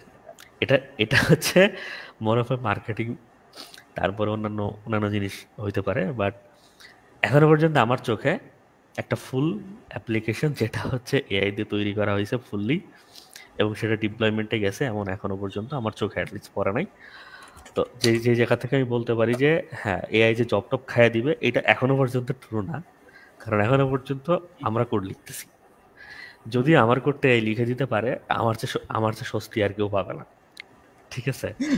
কারণ আমি যদি ঘুমায় থাকি, আমি যদি এআইকে হচ্ছে আমার অ্যাজুর বোর্ডের এক্সেসটা দিয়ে দিতে পারি এবং সে সেখান থেকে রিকোয়ারমেন্ট অ্যানালাইসিস করে কোডটা মানে সেই রিকোয়ারমেন্ট নিয়ে কোড এক্সিকিউট করে যদি সকালবেলা আমার মেইল করে নোটিফিকেশন জানিয়ে দিতে পারে আর আমি সকাল এসে হচ্ছে জাস্ট ডিপ্লয় করে দিতে পারি, তাহলে আমার চার খুশিকে, তাই না? এটা তো অবশ্যই। তো তো বিষয়টা হচ্ছে আমি সবসময় একটা জিনিস বিশ্বাস করি, সফটওয়্যার ইস্যু না, কখনোই সফটওয়্যার ইস্যু না। সফটওয়্যার ইজ এ টুল। হ্যাঁ, প্রোগ্রামিং হচ্ছে টুল। প্রবলেমটা হচ্ছে বিজনেস। তোমার সফটওয়্যার কোম্পানিকে টাকা এনে দেয় না, কোম্পানির টাকা সেভ করে। ঠিক আছে? যেমন আমি যদি বলি যে রিসেন্টলি আমার কাছে একটা পার্সোনালি একটা অফার আসছে, এক্সপোর্ট ইম্পোর্টের বিজনেস করে তোমার দেশের একটা জেলার থেকে আসছে, অফার আসছে এরকম যে এক্সপোর্ট ইম্পোর্টের বিজনেস করে। তারা প্রায় মোটামুটি ভালো লেভেলের কোম্পানি, হ্যাঁ, মানে বেশ ভালো প্রফিট জেনারেট করতেছে, বাট তারা পুরাটাই অ্যানালগ, মানে কাগজে কলমে, পুরাটাই কাগজে কলমে লিখে তাদের বিজনেসটা চলে। যেহেতু তাদের বিজনেসটা অনেক গ্রো করছে, এই জন্য কাগজ কলমটা হ্যান্ডেল করাটা একটু মুশকিল হয়ে গেছে, তাদের এখন একটু অটোমেট সলিউশন আসতে হবে, একটু সফটওয়্যার সিস্টেমে আসতে হবে। এখানে একটা জিনিস শেখার আছে, সেটা হচ্ছে যে বিজনেসটা রান করার জন্য তোমার সফটওয়্যার ইম্পর্টেন্ট না, বিজনেস ভালো মতো রান করার জন্য তোমার সফটওয়্যার ইম্পর্টেন্ট। বিজনেসটা রান করার জন্য যেটা ইম্পর্টেন্ট সেটা হচ্ছে প্রবলেমটা সলভ করা। একটা প্রবলেম আছে, সেটা সলভ করতে হবে, সেটা কিভাবে সলভ করবা সেটাকে ফিগার আউট করতে হবে, এবং সেই সলিউশনটা যদি সফটওয়্যার সিস্টেমে আনা যায়, সেটা হয়তো অটোমেট করা যায়, সেটা হয়তো হয়তো একটু ওই যে শিডিউলের মধ্যে ফালানো যায়, ঘুমাই থেকে থেকেও কাজ করা যায়, এই টাইপের কিছু বিষয় আছে, মানে বিজনেসটা গ্রো করে বেসিক্যালি। বাট তোমার সফটওয়্যার দিয়ে বিজনেস রান করে না, এই জিনিসটা মাথায় রাখবা। তো এআই আসুক আর যেই আসুক না কেন, একটা বিজনেসের যে প্রবলেম, সেই প্রবলেমের সলিউশনটা কিন্তু আগে দিতে হবে তাকে। প্রবলেমের সলিউশন দিতে না পারলে কিন্তু এআই কিছু করে দিতে পারবে না। এআই কিছু জায়গায় হয়তো প্রবলেম, কিছু স্পেসিফিক প্রবলেমের সলিউশনও দিতে পারে, বাট এটা কতটুকু অপটিমাল এবং তোমার জায়গায় ওই প্রবলেমটা কতটুকু, মানে ওই সলিউশনটা কতটুকু কাজের, এটা হচ্ছে কিন্তু ডিসাইড করতে হবে তোমার। সেটা বিজনেসম্যানের হইতে পারে, সেটা হচ্ছে ডেভেলপারের হইতে পারে, সেটা যে কারোর হইতে পারে। এটা আমি বিলিভ করি সবসময়। অর্থাৎ ক্লায়েন্ট যে রিকোয়ারমেন্টটা দেয়, যে ক্লায়েন্ট এই টাইপের একটা রিকোয়ারমেন্ট দেয় যে আমার হচ্ছে একটা চাল ডালের মতো অ্যাপ লাগবে, এটা কিন্তু প্রবলেম না। প্রবলেম প্রবলেমটা অ্যাকচুয়ালি কি, সেটাও কিন্তু ডেভেলপার এবং বিজনেস অ্যানালিস্ট বা অন্যান্য যারা আছে তাদেরকে খুঁজে বের করতে হয় যে সে আসলে কোন সলিউশনটা চাচ্ছে। চাল ডাল অ্যাপ লাগবে, এটা সে আগেই সলিউশন বলে দিছে, বাট এটা কিন্তু প্রবলেম না, সে কোনো একটা প্রবলেম সলভ করতে চাইতেছে, যার কারণে চাল ডাল অ্যাপ দরকার। এখন এমনও হইতে পারে চাল ডাল অ্যাপই আসলে তার প্রবলেমের সলিউশন না, সেক্ষেত্রে আমরা ডিফারেন্ট সলিউশন প্রপোজ করতে পারি। বাট এআইকে তুমি যখনই বলবে একটা চাল ডাল বানাই দিতে, সে কিন্তু এক্স্যাক্টলি চাল ডাল বানাই দিবে, বাট সেটা কি তার প্রবলেমকে সলভ করবে? হয়তো না। তার প্রবলেমটা ক্লায়েন্টের হয়তো প্রবলেম তো ডিফারেন্ট। মাঝে মাঝে ক্লায়েন্ট ভাই নিজেও বুঝে না, যতটুকু এটাই, কাজ করতেছি এতটুকুতে যা বুঝি। তুমি তুমি যতক্ষণে ভালো মতো প্রবলেমটা বুঝাইতে না পারবা, ততক্ষণে ভালো মতো সলিউশনটা দিতে না পারবা, ততক্ষণ পর্যন্ত এআই তোমার কিছু করবে না। বুঝতে পারছি ভাই। ঠিক আছে? আজ পর্যন্ত আমি এখনো পর্যন্ত একটা টিকিট পাই নাই, মানে অ্যাজিওর টিকিট বা যে টিকিটই বলো না কেন, যে একটা টিকিট পাই নাই যেটাতে ভালো মতো প্রবলেম ডিফাইন করা থাকে। আমার সাথে, আমার ক্লায়েন্টের সাথে বসে আমার অভিজ্ঞতা থেকে বের করে ক্লায়েন্টকে বিভিন্ন কোশ্চেন করে একটা প্রবলেমের ভালো ডেফিনেশন বের করে আনতে হয়। তারপরে টিম মিলে আমরা সেটা সলিউশন বের করি। সলিউশনটা আমরা এক্সিকিউট করার পরে এরপরে সেটা কোডে রূপান্তরিত হয়। প্রথমে আমরা আমাদের মাথায় কিন্তু প্রবলেমের সলিউশনটা চলে আসে, এরপরে হয়তো একটা কোডে রূপান্তরিত। অনেক ক্ষেত্রে দেখা যায় যে ক্লায়েন্ট যে প্রবলেম দিছে সেই প্রবলেমটা আসলে প্রবলেমই না, এটা অন্য অন্য কোনো একটা ক্যাচআপ। বাট যখনই তুমি কোডে যাবা, এই যে ভাইব কোডিং এর কথা বলতেছো বা এই রিলেটেড যে কোডিং এর কথা বলতেছো, ক্লায়েন্ট বা যে কেউ এটা কিন্তু বুঝবে না যে ক্লায়েন্ট তো চাই যে অ্যাজ সুন অ্যাজ পসিবল কোনো একটা প্রবলেম সলিউশন হয়ে যাক। ও কিন্তু গিয়ে কমান্ড দেওয়া শুরু করবে যে তুমি এটা এক্সিকিউট করো, এবং এআই কিন্তু এটা এক্সিকিউট শুরু করে দিবে। কারণ এক্সিকিউট করার পরে কি ক্যাচার লাগবে নাকি আসলে সমাধান হবে, এটা এআই কিন্তু জানে না।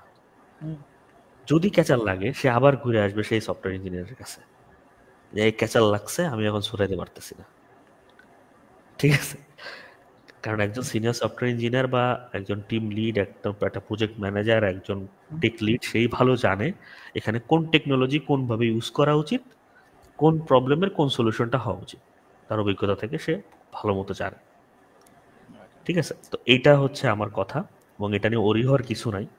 এবং রিসেন্টলি লিঙ্কডইনে গেলে একটা জিনিস দেখবা যে খুব মানে এই জিনিসটা খুবই পপুলার টপিক হয়ে দাঁড়াইছে, যে এখন যাদের মাথায় বিজনেসের আইডিয়া আছে তারা হচ্ছে কি প্রায় 40%, 50%, 60% এআই টিআই দিয়ে মোটামুটি কোড জেনারেট করে একটা কোনো রকম সলিউশন দাঁড় করে নিয়ে চলে আসছে। নিয়ে এসে এরপরে মানে দিতেছে তোমার হচ্ছে জব সার্কুলার দিতেছে যে আমি তো 60% কোড কমপ্লিট করে ফেলাইছি অমুক জিনিসে, বাট বাকি 40% তো কোনো রকম পারি না। ঠিক আছে, এখন কি করা যাবে? তো এই 40% কাজ করার জন্য 60% কোডটা হাতে নিয়ে তখন দেখা যাইতেছে যে 60% কোডের কথা সে বলতেছে, আলটিমেটলি এখানে হাজার হাজার ফাইল, হাজার হাজার সিস্টেম জেনারেটেড ফাইল, যেটা কোনো ধরনের ধরো যে আর্কিটেকচার কোনো কিছু ওইভাবে ফলো করে নাই, এটারে পুরা গোছাইতে গিয়ে এটারে ডিপ্লয়েবল করতে গিয়ে মোটামুটি একটা বিশাল টিম তৈরি করা লাগতেছে। তো কি হচ্ছে আলটিমেটলি, এটা কি সফটওয়্যার ডেভেলপারদের জব খায় ফেলতেছে? আমার কাছে মনে হয় না, হয়তো প্যারা বাড়াইতেছে। ঠিক আছে, বাট একেবারে খায় ফেলতেছে না। আমার কাছে মনে হয় এটা অপরচুনিটি বাড়তেছে, স্কিল সেটটা চেঞ্জ হইতেছে। আগে হয়তো তোমার একদম প্রথম থেকে স্ক্র্যাচ থেকে ডেভেলপ করা লাগতো, একটা সময় গিয়ে তোমার হয়তো এটা করা লাগবে যে না এআই জেনারেটেড কোড ডিবাগ করা লাগতেছে, এটা একটা স্কিল হিসেবে তোমার রিজিউমিতে দিতে হইতেছে যে না আমি এআই জেনারেটেড কোড ডিবাগ করে সলিউশন করতে পারি। ঠিক আছে, এটা এটাই ভাবতেছিলাম ভাই, সামনে একটা নতুন পজিশন আসতেছে যারা কিনা হচ্ছে AI generated code basically debug করবে। হ্যাঁ হ্যাঁ হ্যাঁ, তাদের কারণ ওই কাজ যে হচ্ছে বললাম যে ডিবাগ করা। যে ক্লায়েন্ট করবে কি, ক্লায়েন্ট হচ্ছে রিকোয়ারমেন্ট দিয়ে দিবে, এর সাথে সাথে কোড করা শুরু করবে, কয়েকটা ফাইল তৈরি করে ফেলবে, কোড করে ফেলবে, কিন্তু কোড টোড করে দেখা যাবে যে একটা ক্যাচার লাগাই ফেলছে, তখন এবার একজন ডেভেলপার লাগবে যে সলিউশন করতে পারবে, কারণ ও তো রিভার্ট করতে পারে না। এখন এখন যদি হচ্ছে সেকেন্ড একটা প্রম্পট দেয় যে তুমি যে কাজটা করছো এটা রিভার্ট করো, আমি প্রিটি শিওর এআই হচ্ছে ভুল রিভার্ট করবে। ঠিক আছে, আহ, ভাই এখন ইয়েটা হচ্ছে আমরা মোটামুটি এআই নিয়ে হচ্ছে কয়েকটা কোশ্চেন, যেমন বললেন মোটামুটি অনেকগুলা এআই আসতেছে আমাদের সামনে, অনেকগুলা এআই হচ্ছে আমরা কি বলে এটারে দেখতে পারতেছি যে প্রত্যেক বছরই 3-4টা করে নতুন এআই আসতেছে, এক একটা আইসা হচ্ছে সেই লেভেলের হট্টগোল শুরু হয়ে গেছে, যে চ্যাট জিপিটি আসলো, দেন ক্লড আসলো, দেন হচ্ছে ডিপসিক চলে আসছে, এটার পরে আরো আসতেছে, হিউজ আসতেছে।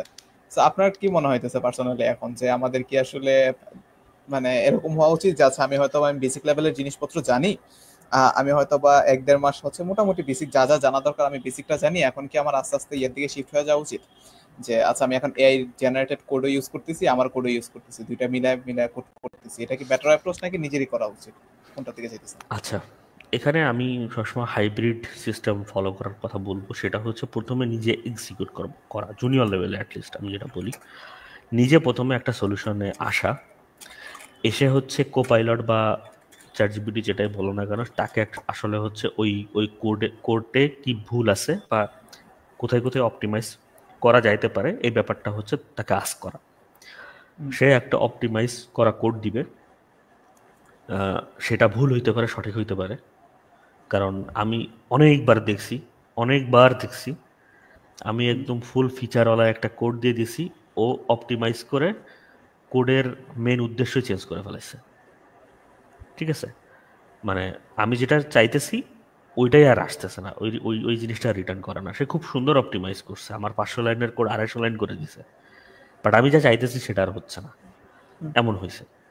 তো আমার কথা হচ্ছে যে তোমরা প্রথমে একটা সলিউশনে আসো, জুনিয়র যারা আসো প্রথমে সলিউশনে আসো, তারপরে চ্যাট জিপিটি বলো বা হচ্ছে ইরাকে বলো, কোপাইলটকে জিজ্ঞেস করলে সবচেয়ে ভালো হয়, গিটহাব কোপাইলট যেটা, বা এই রিলেটেড টুল যেটা আইডিতে ইন্টিগ্রেটেড, যে ফাইল অ্যাক্সেস করতে পারে, যে হচ্ছে তোমার পুরো কনটেক্সটটা জানে, তাকে যদি জিজ্ঞেস করতে পারো সবচেয়ে ভালো। চ্যাট জিপিটি জেনারেলি কনটেক্সট জানে না, চ্যাট জিপিটি হচ্ছে হারায় যাবে বা হারায় যায়।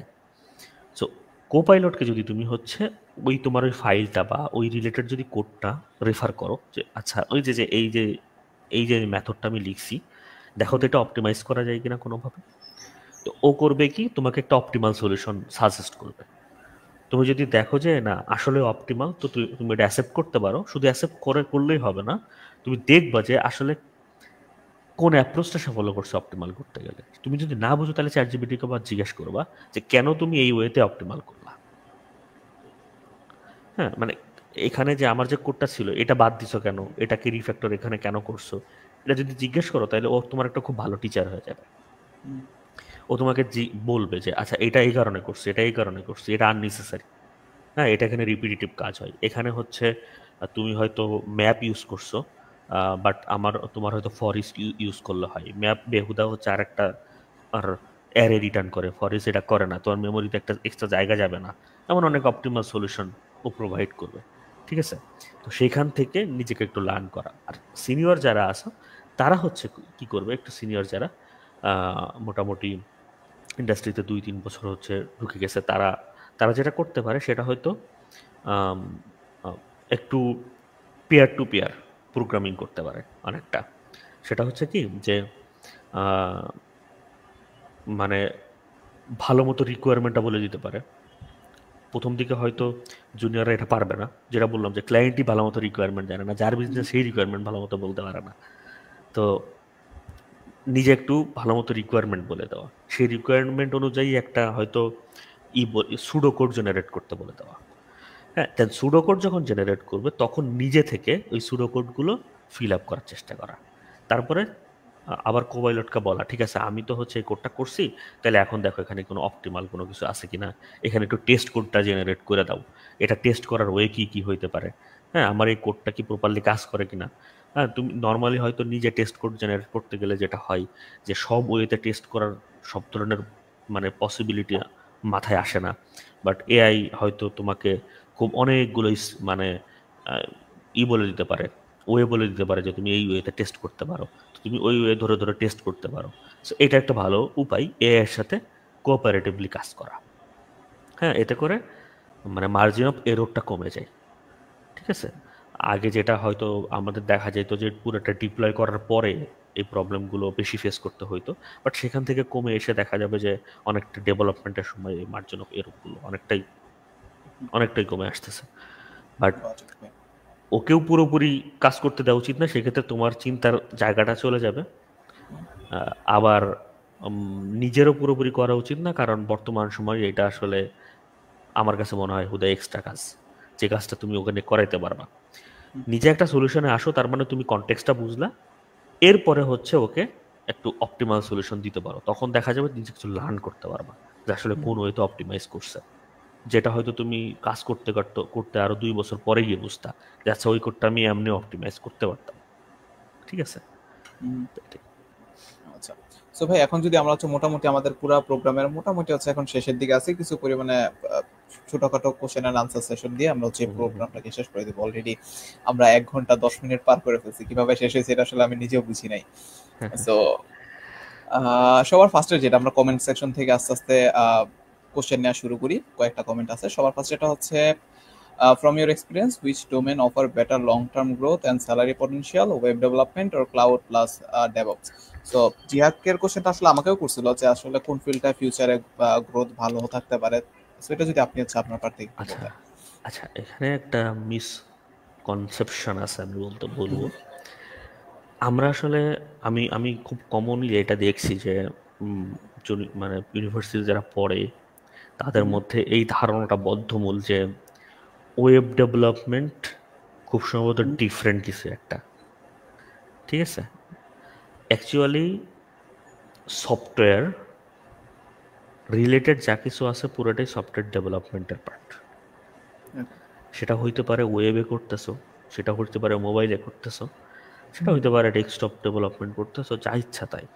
পুরোটাই সফটওয়্যার ডেভেলপমেন্টের পার্ট। সফটওয়্যার ডেভেলপমেন্টে অনেকগুলো স্টেপ আছে।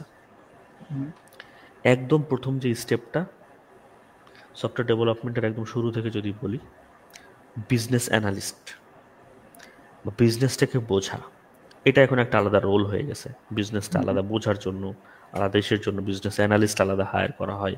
তারা এই পুরো বিজনেসটাকে হচ্ছে একটু ডেভেলপমেন্ট ফ্রেন্ডলি ওয়েতে করে, মানে রেডি করে।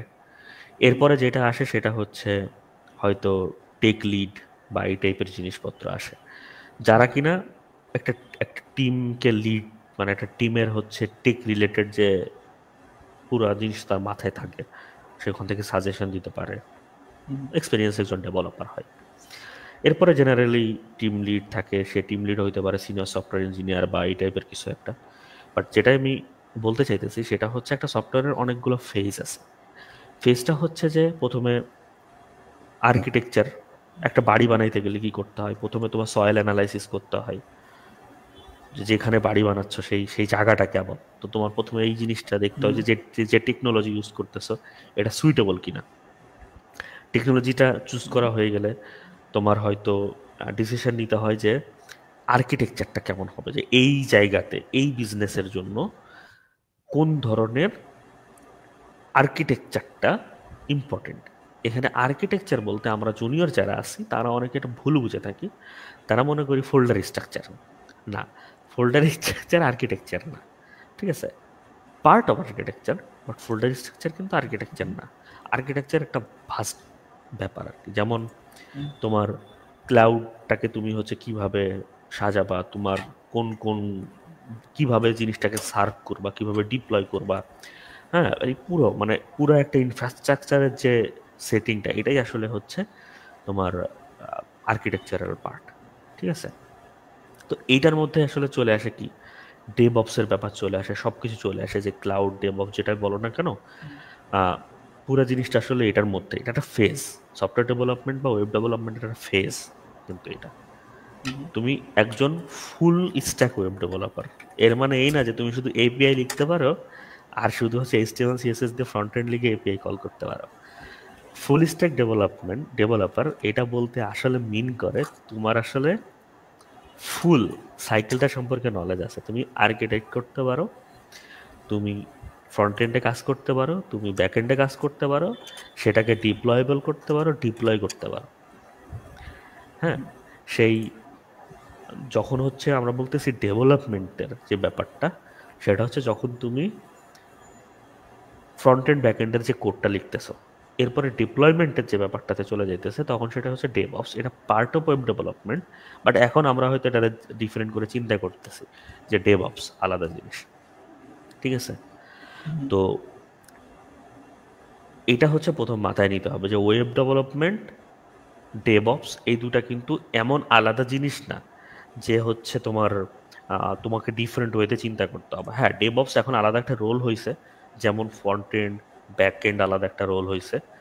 তো ফ্রন্ট এন্ডেরও ডিমান্ড আছে, ব্যাক এন্ডেরও ডিমান্ড আছে, ডেভঅপসেরও ডিমান্ড আছে, আর যে পুরাটা জানে তারও ডিমান্ড আছে। জিনিসটাকে আলাদা আলাদা করে যদি চিন্তা করো, ফ্রন্ট এন্ড ডেভেলপার টিমে একটা রোল প্লে করে, ব্যাক এন্ড ডেভেলপার একটা রোল প্লে করে, ডেভঅপস আলাদা একটা রোল প্লে করে। একটা একটা প্রজেক্টে ফ্রন্ট এন্ড ডেভেলপার যেমন দরকার, ব্যাক এন্ড ডেভেলপার যেমন দরকার, ডেভঅপসও দরকার, ঠিক আছে। সো পর তোমার লং টার্ম গ্রোথ বা স্যালারি পটেনশিয়ালের জন্য যেটাই বলো সেটা সেটা নিয়ে তুমি আগাইতে পারো, যেটা তোমার ইন্টারেস্টেড। যেটাই শেখো না কেন সেটাতে তোমার বেস্টটা দিতে হবে, যেটাই শেখো না কেন সেটাতে তোমার মানে বেস্টটা অর্জন করতে হবে, এটাই হচ্ছে বিষয়। যত ভালো কোন প্রত্যেকটা জায়গায় ইনক্রিজের জায়গা আছে, প্রত্যেকটা জায়গায় লার্নিংয়ের জায়গা আছে। হ্যাঁ, তুমি তুমি ডেভঅপস শিখলে হয়তো একদিন এডাব্লিউএস শিখলা, বাট অন্য কোনো প্রজেক্টে হয়তো তারা অ্যাজিউরে হোস্ট করে, অ্যাজিউর শিখতে হইলো। অন্য কোনো জায়গায় হয়তো জাস্ট ভিপিএস, দেশীয় যে ভিপিএস গুলো আছে সেটা হয়তো নিয়ে তোমার দেশীয় যে ডোমেইন হোস্টিং এর যে আছে ওইখানে তোমাকে হোস্ট করতে হইলো। কোনো কোনো জায়গায় হয়তো তোমার গিটহাবে প্রজেক্ট হোস্ট করে, গিটহাব থেকে পাইপলাইন রান করে তোমার হচ্ছে হোস্ট করতে হয়। কেউ গিট ল্যাবে হোস্ট করে, কেউ হচ্ছে অ্যাজিউরে হোস্ট করে, কেউ মানে একদম সেলফ হোস্টেড কোনো একটা সিস্টেম ইউজ করে। বাট তোমার নলেজটা এমন থাকা উচিত, তোমাকে যেখানেই ছাড়ে দেওয়া হবে তুমি হচ্ছে জিনিসটারে ডিপ্লয়েবল করে দিতে পারবা। ঠিক আছে? তো এটাই হচ্ছে বিষয়। দুটাই মানে এখানে যা যা যেটাই বলো না কেন, লং টার্ম গ্রোথের জন্য প্রত্যেকটা জিনিসই সমানভাবে ইম্পর্টেন্ট। তার মানে হচ্ছে আমাদের স্কিলের দিকে ফোকাস করা উচিত, যেটাতেই এক্স্যাক্টলি, করি না কেন আমরা হচ্ছে এটাতে যেন সবচেয়ে বেশি পরিমাণে এক্স্যাক্টলি। আমি বেস্ট এরকম টাইপের হয়ে যায়। হ্যাঁ, প্রত্যেকটা সেক্টরেই প্রত্যেকটা জায়গায় জুনিয়র আছে, সিনিয়র আছে, লিড আছে, সবই আছে। একটা জুনিয়র ফ্রন্ট এন্ড ডেভেলপার আছে, একজন মানে অ্যাসোসিয়েট সফটওয়্যার মানে ফ্রন্ট এন্ড ডেভেলপার আছে, একজন সিনিয়র আছেন, একজন লিড আছে। ইউএক্স ইউআই এর কথাও যদি বলো, তারও কিন্তু জুনিয়র আছে, মিড আছে, সিনিয়র আছে, লিড আছে, সবাই আছে। So Got it. যত লিড আছে সবারই দেখা যায় স্যালারি মোটামুটি কাছাকাছি থাকে। অত বেশি এমন না যে 50-60 হাজার টাকা ডিফারেন্স হয়ে যাইতেছে, এমন না, কাছাকাছি, কারণ সবাই মোটামুটি সেম ভাবেই গুরুত্বপূর্ণ। রাইট? Got তো এটাই হচ্ছে বিষয়। it. Okay. So I guess Faisal Mahmud জিহাকের কোশ্চেন এটা মোটামুটি সে আনসার পেয়ে গেছে। সো এটা হচ্ছে অনেকটা আপনার হচ্ছে পার্সোনাল একটা কোশ্চেন, সেটা হচ্ছে যে গ্রাজুয়েশনের পরে কখনো মনে হয়েছে কিনা যে পাবলিক ইউনিভার্সিটিতে পড়লে আরেকটু বেটার হইতে পারতো? আচ্ছা, আম, না, মনে হয় নাই। কখনোই মনে হয় নাই। কারণ খুব সম্ভবত পাবলিক ইউনিভার্সিটিতে পড়লে যা যা অর্জন করতে পারতাম তার পুরোটাই হয়তো অর্জন করা হয়েছে। যেমন হয়তো রাত বিরাতে ক্যাম্পাসে ঘুরে বেড়াইতেছি। হ্যাঁ, আমার ক্যাম্পাসে বিশাল মাঠ ছিল না, বাট রাত বিরাতে দেখা যাচ্ছে যে ঠিকই আমি ইউনিভার্সিটির জুনিয়র যারা আছে, আমার ব্যাচের যারা আছে, হ্যাঁ, বা অন্যান্য যারা আছে, তাদেরকে ঠিকই নিয়ে দেখা যাচ্ছে যে ফার্মগেট ঘুরে বেড়াইতেছি, তারা নিয়ে বসুন্ধরা যাইতেছি, বিভিন্ন জায়গায় যাইতেছি, হাতিরঝিল ঘুরে বেড়াইতেছি রাত বিরাতে। সো আমার হচ্ছে হয়তো ফিক্সড ক্যাম্পাস ছিল না, বাট পুরো ঢাকার শহরটাই আমার আমার কাছে ক্যাম্পাস ফিল হয়ে গেছিল। আমার হয়তো আমার হয়তো হচ্ছে যে মনে হইতো যে আচ্ছা, বুয়েটা থাকলে হয়তো আমি আহ, একটু বেটার কম্পিটিটিভ প্রোগ্রামিং করতে পারতাম। হ্যাঁ, এরকম এরকম হয়তো মনে হইতে পারে। বাট আবার অন্যদিকে মনে হয় যে আমি হয়তো খুব ভালো লেভেলের কেউ ছিলাম না, যে খুব ভালো কম্পিটিটিভ প্রোগ্রামিং করি। বাট ডিএইউতে পড়ার কারণে যেটা হয়েছে, ওই যে এভারেজদের মধ্যে হয়তো একটু একটু বেটার হয়ে গেছিলাম, বেটার অপরচুনিটি পাইছি। যার কারণে কি হয়েছে, যে একটা টিমই স্লট পাই কম্পিটিটিভ প্রোগ্রামিংয়ে, মানে দেখা যাবে যে আইসিপিসিতে বা এনসিপিসিতে সেই একটা টিমের মধ্যে আমি পড়ে গেছি। এখন এটা হয়তো বুইটা থাকলে হইতো না, বুইটা থাকলে হয়তো আমি টিমই পাইতাম না, তাই না? এখন আমি কি খারাপ বলবো না ভালো বলবো আমি জানি না, বাট আমার কাছে কখনো মনে হয় নাই, কারণ একটা পাবলিক ইউনিভার্সিটিতে থাকলে যা যা অপরচুনিটি পাইতাম সেগুলো অলমোস্ট সবই আমি এখানে পেয়ে গেছি। ঠিক আছে? So, হ্যাঁ, এটার সাথে ভাই আমি আসলে নিজেও আচ্ছা পুরাপুরি একমত যে আসলে আমার কাছে মাঝে মাঝে ইভেন মনে হয় যে পাবলিকে পড়লে হয়তো বা আমি এত কিছু করতেও পারতাম না, বাস ইউ নেভার নো যে আমার আসলে কোন অপরচুনিটি কেন পাইছে এখানে হ্যাঁ। পড়ার কারণে আসলে যত একদম কম্বাইন একটা ছোটখাটো সার্কেল, যে যারাই যখন চাই সবকিছু পাইতেছি, এটা হয়তো বা আমি তখন নাও পাইতে পারতাম। হুম, হুম, হুম, হুম। সো এরপরে হচ্ছে ভাই আরেকটা যে research and development career opportunities after graduation for fresh graduate. So আচ্ছা, আর&ডি ক্যারিয়ার বলতে যদি তুমি মনে করো যে মানে তোমার এআইএমএল নিয়ে কথা বলি বা এই টাইপের জিনিস নিয়ে বলি, যে বর্তমানে প্রচুর রিসার্চ ফিল্ড আছে, রিসার্চ অপরচুনিটি আছে, ইত্যাদি ইত্যাদি। বাট বাংলাদেশে থেকে আসলে এই জিনিসটা কতটুকু মানে ওই লেভেলে পসিবল আমি জানি না আসলে। অ্যাটলিস্ট আমি আমার জানা মতে কোনো সফটওয়্যার কোম্পানি আছে কিনা যারা এইখানে খুব বেশি ইনভেস্ট করে, আমার জানা নেই। ব্রেন স্টেশন এআইএমএল এ ইনভেস্ট করতেছে, ঠিক আছে, বাট আমার ধারণা নেই এটা যে মানে কোন স্কেলের, আমার ধারণা নেই। আহ, উম, তো এআর ভিআর নিয়ে হচ্ছে রিসেন্টলি আমি দেখছি যে অনেক ইনভেস্টমেন্ট এখানে হয়েছে, বাট আমার স্কেলটা আসলে জানা নেই, এই জন্য বলতে পারতেছি না এখন।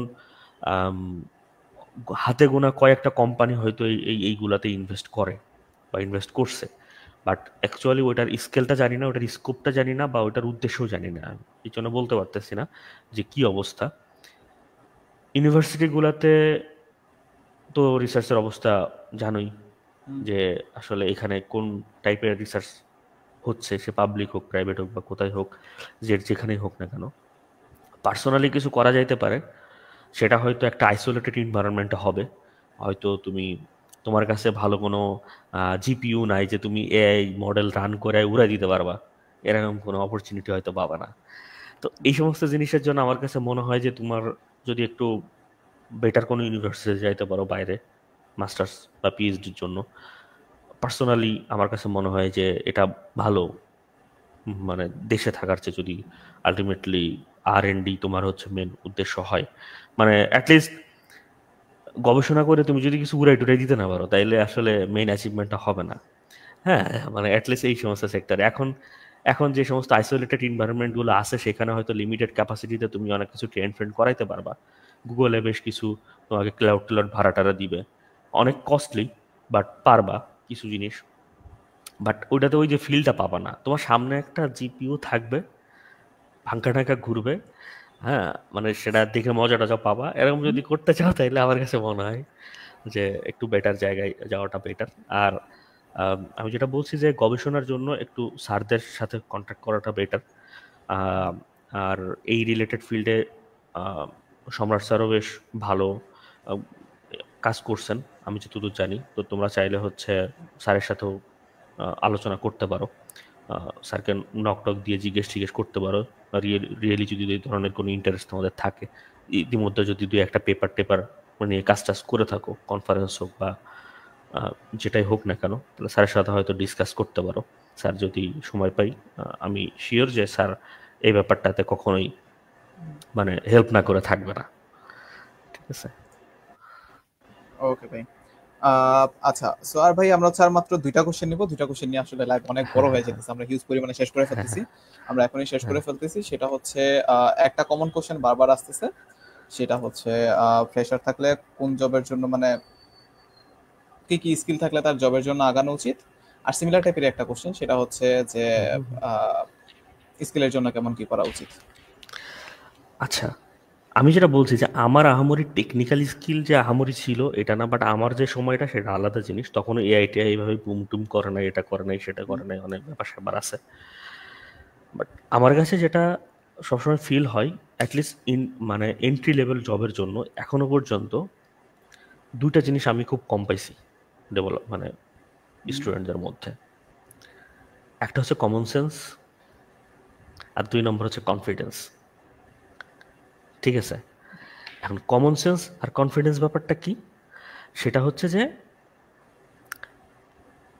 কোন রোলে অ্যাপ্লাই করতেছো ম্যাক্সিমাম অ্যাপ্লিক্যান্ট জানা না। আমি অ্যাঙ্গুলার ডেভেলপার হায়ার করতেছি, সেখানে আমি লটস অফ রিয়াক্ট ডেভেলপারের সিপি পাইতেছি। আমি ডটনেটের জন্য সার্কুলার দিছি, lots of Java developer, Python developer application আসছে। সো এটা একটা প্রবলেম। 2 নম্বর প্রবলেম, সিভি যে পাঠাইছে লেআউট ঠিক নাই, কালার ঠিক নাই, কোনো কিছু ঠিক নাই, দেখতে খারাপ লাগে। এটা যে কেউ বললেই বলবে যে দেখতে খারাপ লাগে, বাট যে পাঠাইছে তার কাছে সামহাও কেন জানি মনে হয় না যে জিনিসটা পড়তে খারাপ লাগতেছে, দেখতে খারাপ লাগতেছে বা পড়তে অসুবিধা হচ্ছে। তো এই এই যে কিছু জিনিস আছে যে একটু যেগুলো আহামরি মনে হয় না, বাট জিনিসগুলো হচ্ছে কমন সেন্সের ব্যাপার। তো এইটা হচ্ছে আমাদের প্রথমে ঠিক করতে হবে। হ্যাঁ, কমিউনিকেশন করার যে সিস্টেমটা, এটা হচ্ছে ঠিক করতে হবে। তুমি একটা জিনিস পারো না, কথার কথা, যেমন তুমি ইংলিশ পারো না, কথার কথা তুমি জানো ইংলিশ পারছো না, বা যে ওয়ার্ড তুমি তৈরি, যে সেন্টেন্স তুমি তৈরি করতো সেটা হচ্ছে না, বাট স্টিল এটাকে মানে পুশ আপ করা ইন্টারভিউ বোর্ডে বা এই সমস্ত জায়গায়, এটা উচিত না। উল্টা পারমিশন নিয়ে নেওয়া উচিত যে ভাই আসলে আমি তো আসলে ইংলিশে ওরকম কখনোই কনভারসেশন করি নাই বা না। এখন আমি যদি হচ্ছে বাংলাতে কন্টিনিউ করতে চাই তাহলে কি পারবো কি না। তো সেক্ষেত্রে দেখা যাবে যে অনেকে হয়তো অনেক অনেক কোম্পানি বলবে যে হ্যাঁ ঠিক আছে, বাংলাতে আমরা কন্টিনিউ করতে পারি। আর যদি একেবারে রুলসই থাকে যে ইংলিশেই করতে হবে, সেটা আলাদা বিষয়। বাট অনেকে বলবে যে না, তুমি চাইলে বাংলাতে বলতে পারো। তো ওই অপরচুনিটিটা নেওয়া, তুমি যদি একান্তই না পারো তাহলে একটা স্বীকার করা, বলা। বাট এই জিনিসটা করাটা তো এই এই জায়গা থেকে প্রথমে হচ্ছে একটু বাইরে হয়ে আসতে হবে। আর দ্বিতীয় যে কনফিডেন্স, সেটা হচ্ছে যে অনেকেই প্রবলেম সলভিং করছো, এটা করছো সেটা করছো, 4-5টা প্রজেক্ট করে ফেলছো, বাট সামহাও কনফিডেন্স পাইতেছো না যে জবে ঢোকার জন্য, সামহাও কনফিডেন্স পাইতেছো না যে তুমি একটা অ্যাপ্লিকেশন করবো। অ্যাপ্লাই করো, সমস্যা কি, ইন্টারভিউ ফেস করো, সমস্যা কি। একজন এক্সপিরিয়েন্স ডেভেলপারও যখন নতুন করে আবার জব সুইচ করতে চাই, 10টা 12টা 15টা 20টা 200টা অ্যাপ্লিকেশন করেও একটাতে মাঝে মাঝে ডাক পায় না, বা একটাতে পাই কোনো রকম, ওইটাতে দেয়, তাও দেখা যায় যে ইন্টারভিউতে হয় না। হ্যাঁ, তো তোমার ভয় ভয় কি, কিসের সমস্যা? তোমার কি ফি দেওয়া লাগতেছে? তোমার কি কোনো প্রবলেম? কোনো কিছুই না, তুমি জাস্ট ভয় পাইতেছো। এই ভয়টা পাওয়া দরকার নেই। তুমি তুমি ইন্টারভিউ ফেস করো, ইন্টারভিউ ফেস করলে তো সমস্যা নাই। তুমি আগে তো সিভি ড্রপ করো, আগে তো ইন্টারভিউতে ডাক পাও, ঠিক আছে? বাট সামহাউ এই এই কনফিডেন্সটা গ্রো হইতেছে না। তা আমি মনে হয়, আমার আমার মনে হয় এই জায়গাটাতে একটু কাজ করা দরকার। আমার কাছে প্রচুর রিকোয়েস্ট আসে যে ভাইয়া আমি তো হচ্ছে অমুক অমুক অমুক জিনিস শিখে ফেলছি, এখন তো আমি হচ্ছে কি করবো বুঝতেছি না। তো কি করবো? অ্যাপ্লাই করো। তুমি তো শিখে ফেলছো, করছো, তুমি 4টা প্রজেক্ট করছো, অ্যাপ্লাই করো, সমস্যা কি? অ্যাপ্লাই করতে ভয় করতেছে। কেন ভয় করতেছে? ইন্টারভিউতে যদি ডাকে, যদি কিছু না পারি, তা তুমি না বললা যে তুমি পারো, তাহলে তাহলে ইন্টারভিউতে না ডাকলে কেন পারবা না? প্রথম ইন্টারভিউতে তুমি পারবা না, তোমার হাত পা কাঁপবে, তুমি কথা বলতে পারবা না, গলা শুকায় আসবে, পানি খাও। তারপরে ইন্টারভিউতে এরকম হবে, তারপর ইন্টারভিউতে অপমান হবে, কান্নাকাটি করবা, চোখ দিয়ে পানি বাইরে হয়ে যাবে, সমস্যা কি? পঞ্চম ইন্টারভিউতে ফেস করো, তুমি 10 নম্বর ইন্টারভিউতে গিয়ে হচ্ছে তোমার করো, মানে জবটা নাও, সমস্যা কি? তুমি কি চাইতেছো যে প্রথমবারেই একেবারে করে ফেলবা, মানে ইন্টারভিউ ক্র্যাক করে ফেলবা? দরকার নাই তো এই কনফিডেন্সের। জাস্ট বুঝতে পারছি। জাস্ট হচ্ছে আস্তে আস্তে আগাও, 10টা ইন্টারভিউ ফেস করো, 10 নম্বরটাতে তুমি হচ্ছে ইন্টারভিউ ক্র্যাক করো, প্রবলেম নাই। ওকে, সো আচ্ছা, আচ্ছা, সো আমরা আমরা মনে হয় হচ্ছে শেষ মোটামুটি করি। আজকে, হ্যাঁ হ্যাঁ শেষ, আমরা হচ্ছে একদম শেষ করে দিচ্ছি ভাই।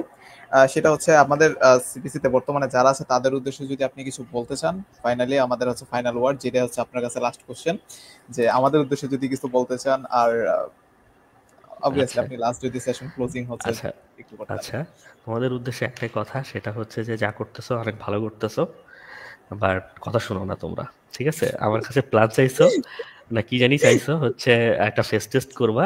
আমি বলছি যে প্ল্যান দাও। কতদিন, প্রায় মনে হয় 15-20 দিন হয়ে গেছে, এখনো পর্যন্ত কোনো প্ল্যান তোমাদের কাছ থেকে আসে হ্যাঁ, নাই। পোলাপেন পোলাপেন এটা নিয়ে এই, কাজ করতেছে ভাই, না আমার কাছে আসে নাই ভাই। না, এই কাজ করতেছে বললে তো হবে না, আমরা তো দেখাইতে হবে। না তো দেখাও না, না দেখাইলে কেমন হবে? ঠিক আছে, তো ওকে, এই একটু একটু হচ্ছে সিরিয়াস হও, ঠিক আছে? হচ্ছে বিষয়। ইনশাআল্লাহ ভাই।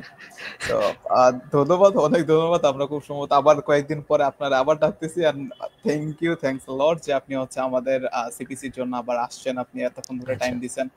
আপনি অফিসে বসে এতক্ষণ ধরে আমার ছিলেন। আমার আমার আমার আর একটা কথা আছে, সেটা হচ্ছে হ্যাঁ, যে শিওর ভাই। আমি আমি এতক্ষণ ধরে অনেক মনে হয় জ্ঞানী জ্ঞানী কথাবার্তা কপ চাইলাম, বাট আমাকে কোনো এই ধরনের কোনো কিছু ভাবার কোনো কিছু নাই যে বিশাল কিছু জানি বা কোনো কিছু। সেটা হচ্ছে আমার এখানে লাইভ মনে হয় অনেকে দেখবে, সেটা অনেক হুম, সিনিয়র সফটওয়্যার ইঞ্জিনিয়ার দেখবে, অনেকে দেখবে, অনেকের কাছে হুম, ভুল মনে হবে অনেক কিছু, বা জুনিয়র আছে অনেকে, অনেকের কাছে মনে হবে যেন ভাই সব বকে না বকে, আবার অনেকের কাছে জিনিসটা হচ্ছে ভালো মনে হবে। যেটাই মনে হোক না কেন, একটু পজিটিভলি নেওয়া জিনিসটা এবং সবকিছু একটু পজিটিভলি দেখা, এটাই হচ্ছে রিকোয়েস্ট থাকবে সবার কাছে। আর ওটাই, একটু কমন সেন্স, একটু কনফিডেন্স, এটা হচ্ছে গ্রো হইলেই আমরা হচ্ছে ঝাঁপাই পড়তে পারি। এই, ইনশাআল্লাহ ভাই। সো ধন্যবাদ ভাই। আমরা হচ্ছে লাইভটাকে আপাতত শেষ করি। মোটামুটি আমাদের প্ল্যান ছিল 30-40 মিনিটের একটা লাইভ, কিন্তু হয়ে গেছে 1.5 ঘন্টার। সো এতক্ষণ টাইম কিভাবে গেছে নিজেও বুঝতেছি না। বাট আচ্ছা, overall thank you, thanks lot. So আমরা হচ্ছে এখানে আজকে ক্লোজ করে দিচ্ছি ভাই। ঠিক আছে, ওকে, থ্যাংক ইউ। আল্লাহ হাফেজ ভাই। আল্লাহ আসসালামু হাফেজ। আলাইকুম। আসসালাম।